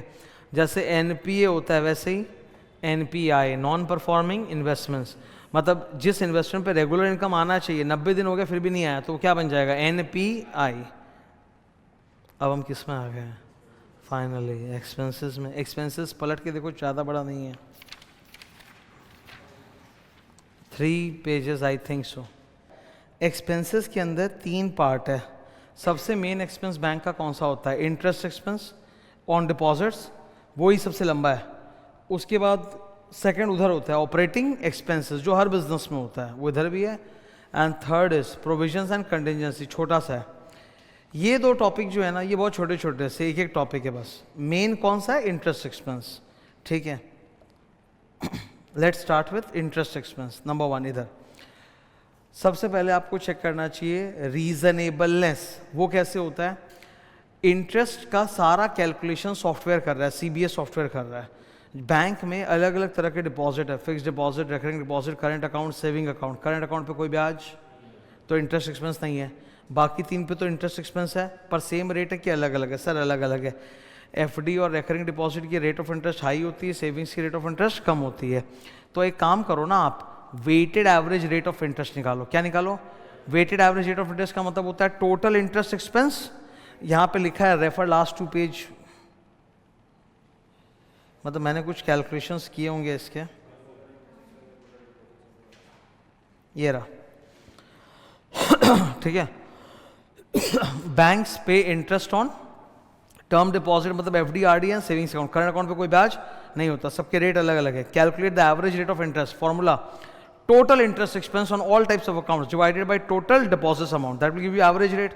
अब एक काम करो, ये एवरेज रेट आप करंट ईयर का भी निकालो और लास्ट ईयर का भी निकालो और कंपेयर करो कि बढ़ गया है कि घट गया है, ठीक है। Compare it with previous year. In my example last year कितना था? 2.4% करने को था, 2.5 बल्कि बढ़ गया, तो मेरे को रीजन फॉर वेरिएशन पता करने पड़ेंगे। इसका सबसे बड़ा रीजन एक ही होगा कि आरबीआई ने रेट बढ़ाने बोला होगा। अभी आप जानते हो गवर्नमेंट मर रही है, बैंक एफडी सूख रहे हैं, है ना, बैंक डिपॉजिट्स कम होते जा रहे हैं, क्योंकि हाउस होल्ड सेविंग्स में जो भी पैसा बचता है लोग कहाँ घुसा रहे हैं? Stock market. एक्चुअली 2 रीज़न है। फर्स्ट ऑफ ऑल तो कंज्यूमरिज्म भारत में बढ़ा है। कंज्यूमरिज्म बढ़ने का मतलब होता है लोग, people are buying more commodities, goods and services compare to earlier, ठीक है। तो हाथ में सेविंग्स बचता कम है। दूसरा, जो बचता है वो सोचते हैं लोग कि हाई रेट ऑफ रिटर्न में लगाएं, स्टॉक मार्केट में लगाएं, तो बैंक एफडीज कम हो रहे हैं, तो इसीलिए to make them attractive bank has increase the rate of interest. तो यही रीजन होगा मोस्ट प्रॉब्ली, ओके। अब आपको मंथ ऑन मंथ एनालिसिस भी करना चाहिए। हर महीने जो इंटरेस्ट आप देते हो क्या सेम रहता है कि ऊपर नीचे? बिकॉज सर डिपॉजिट्स का अमाउंट भी तो ऊपर नीचे होता है, तो इसीलिए इंटरेस्ट का अमाउंट भी ऊपर नीचे होता है। इसको बोलते हैं मॉम एनालिसिस। क्या बोलते हैं? Month on month mom analysis, ठीक है। तो वही बोला है। सबसे पहले कोर बैंकिंग सॉफ्टवेयर का फॉर्मूलाज चेक करो जिससे इंटरेस्ट कैलकुलेट होता है। नंबर 2, ओवरऑल रीजनेबल लग रहा है कि नहीं। Third, average rate of interest calculate करो, फॉर्मूला जो मैंने दिखाया। Compare with previous year, interest expense का ब्रेकअप देखो, एफडी पे कितना, रेकरिंग पे कितना, करंट अकाउंट पे कितना, ब्रांच बाय ब्रांच भी कंपैरिजन आप कर सकते हो कि कौन सी ब्रांच कितना इंटरेस्ट देती है। 3 number, month on month analysis का ग्राफ देख के आए। एंड नंबर 4, मैचिंग इंटरेस्ट, ये तो वाउचिंग है, इंटरेस्ट एक्सपेंस को जनरल लेजर से मैच करा लो। Next, verification of interest calculation. Number 1, check completeness, कि सारे डिपॉजिट्स जो भी इंटरेस्ट के लिए एलिजिबल है उन पे इंटरेस्ट कैलकुलेट हुआ है कि नहीं। Number 2, rates are as per RBI directives, interest on savings is as per RBI norms, interest on inter branch balance must be eliminated। एक ब्रांच अगर दूसरे ब्रांच को डेबिट कर रहा है, क्रेडिट कर रहा है और उस पर इंटरेस्ट दे रहा है तो वो तो एलिमिनेट होगा ना। इंटर ब्रांच ट्रांजेक्शन्स रहते हैं कि एलिमिनेट हो जाते हैं? ब्रांच अकाउंटिंग है ना सिलेबस में भी, तो एचओ और ब्रांचेस के बीच में जो भी ट्रांजेक्शन्स हो वो तो एलिमिनेट हो जाएंगे ना। या तो एचओ ब्रांचेस या branch to branch transaction, inter branch, उसको तो एलिमिनेट करेंगे, तो वो वाला इंटरेस्ट अगर है तो एलिमिनेट करो। Number 4, verify the rate of interest, कितना % रेट ऑफ इंटरेस्ट से कोई चेंज हुआ है क्या। बैंक का इंटरेस्ट रेट कार्ड देख लो, मतलब during the year several times interest rates are changed also, that was interest. अब क्या है? Operating expenses. So operating expenses को याद करने के लिए एक निमोनिक है, वादी, वी से, या दीवा भी बोल सकते हो, ठीक है। इधर सबसे पहले टॉपिक क्या है? Internal control. जितने भी ऑपरेटिंग एक्सपेंसेस है बैंक के, बैंक का सबसे बड़ा ऑपरेटिंग एक्सपेंस होता है स्टाफ की सैलरी एंड रेंट। जगह जगह ब्रांचेस खोलने पड़ते तो रेंट दो, और स्टाफ बहुत होता है उसकी सैलरी, ये 2 मेन मोटा खर्चा है। इसके अलावा और ऑपरेटिंग एक्सपेंस तो है ही, पोस्टेज, टेलीग्राम वगैरह, तो उनके ऊपर अच्छे कंट्रोल्स हैं कि नहीं है। If you see there is a divergent trend. Divergent trend का एग्जाम्पल क्या होता है? ऑल्दो बैंक के सारे काम काज आज ऑटोमेटेड हो गए, फिर भी एम्प्लॉय कॉस्ट बढ़ रहा है, ठीक है। ये तो अजीब है ना, डाइवर्जेंट ट्रेंड है। Although net banking, mobile banking आ गया है, फिर भी बैंक को अपने नंबर ऑफ ब्रांचेस बढ़ाने पड़ रहे हैं, ये भी अजीब बात है, क्योंकि ऑटोमेशन की वजह से तो number of branches, physical branch कम हो जाने चाहिए। तो चेक द डाइवर्जेंट ट्रेंड्स। ए से एनालिटिकल प्रोसीजर को, एनालिटिकल प्रोसीजर का मतलब क्या है? हर ऑपरेटिंग एक्सपेंस को परसेंटेज में निकालो, जैसे rent paid divided by total operating expense, देखो कितना % हो रहा है, ठीक है। Employ cost divided by total operating cost कितना हो रहा है? इतना %। तो हर एक ऑपरेटिंग एक्सपेंस के लिए परसेंटेज में निकालो और कंपेयर करो लास्ट ईयर के साथ। And number D, vouching and verification. तो इसको याद करने के लिए डीवा या वाडी, ठीक है, डी से डाइवर्जेंट ट्रेंड, ए से एनालिटिकल प्रोसीजर, वी से वाउचिंग वेरिफिकेशन, आई से internal control. Last provisions and contingencies. Her company को अपने पीएल में कुछ प्रोविजंस बनाने पड़ते हैं, bank is not an exception, इनको भी बनाने पड़ते हैं। ये अंदर 5 पॉइंट है, याद करने के लिए 4 पॉइंट है। टोर्न, टोर्न का पहले एन पढ़ेंगे, एन क्या, एनपीए। सबसे ज़्यादा प्रोविजन किस पे बनता है, एनपीए पे, depending on the asset classification. तो ये देखो नंबर 2 क्या है, check the NPA provisioning and check the classification of advances into standard, substandard, doubtful loss, because asset classification के ऊपर ही डिपेंड करेगा कितना % प्रोविजन बनेगा। टोर्न का एन क्या है, एनपीए। टोर्न, टी से टैक्स, प्रोविजन फॉर टैक्स, ओ से अदर प्रोविजंस, और आर से रेगुलेटरी रिक्वायरमेंट, जैसे प्रोविजन फॉर ग्रेचुइटी। ओके, तो बैंक को डिफरेंट प्रोविजंस एंड कंटिजेंसीज बनाने हैं। लास्ट, बैंक वाले भी AS5 फॉलो कर सकते हैं, प्रायर पीरियड आइटम्स। ठीक है, खत्म।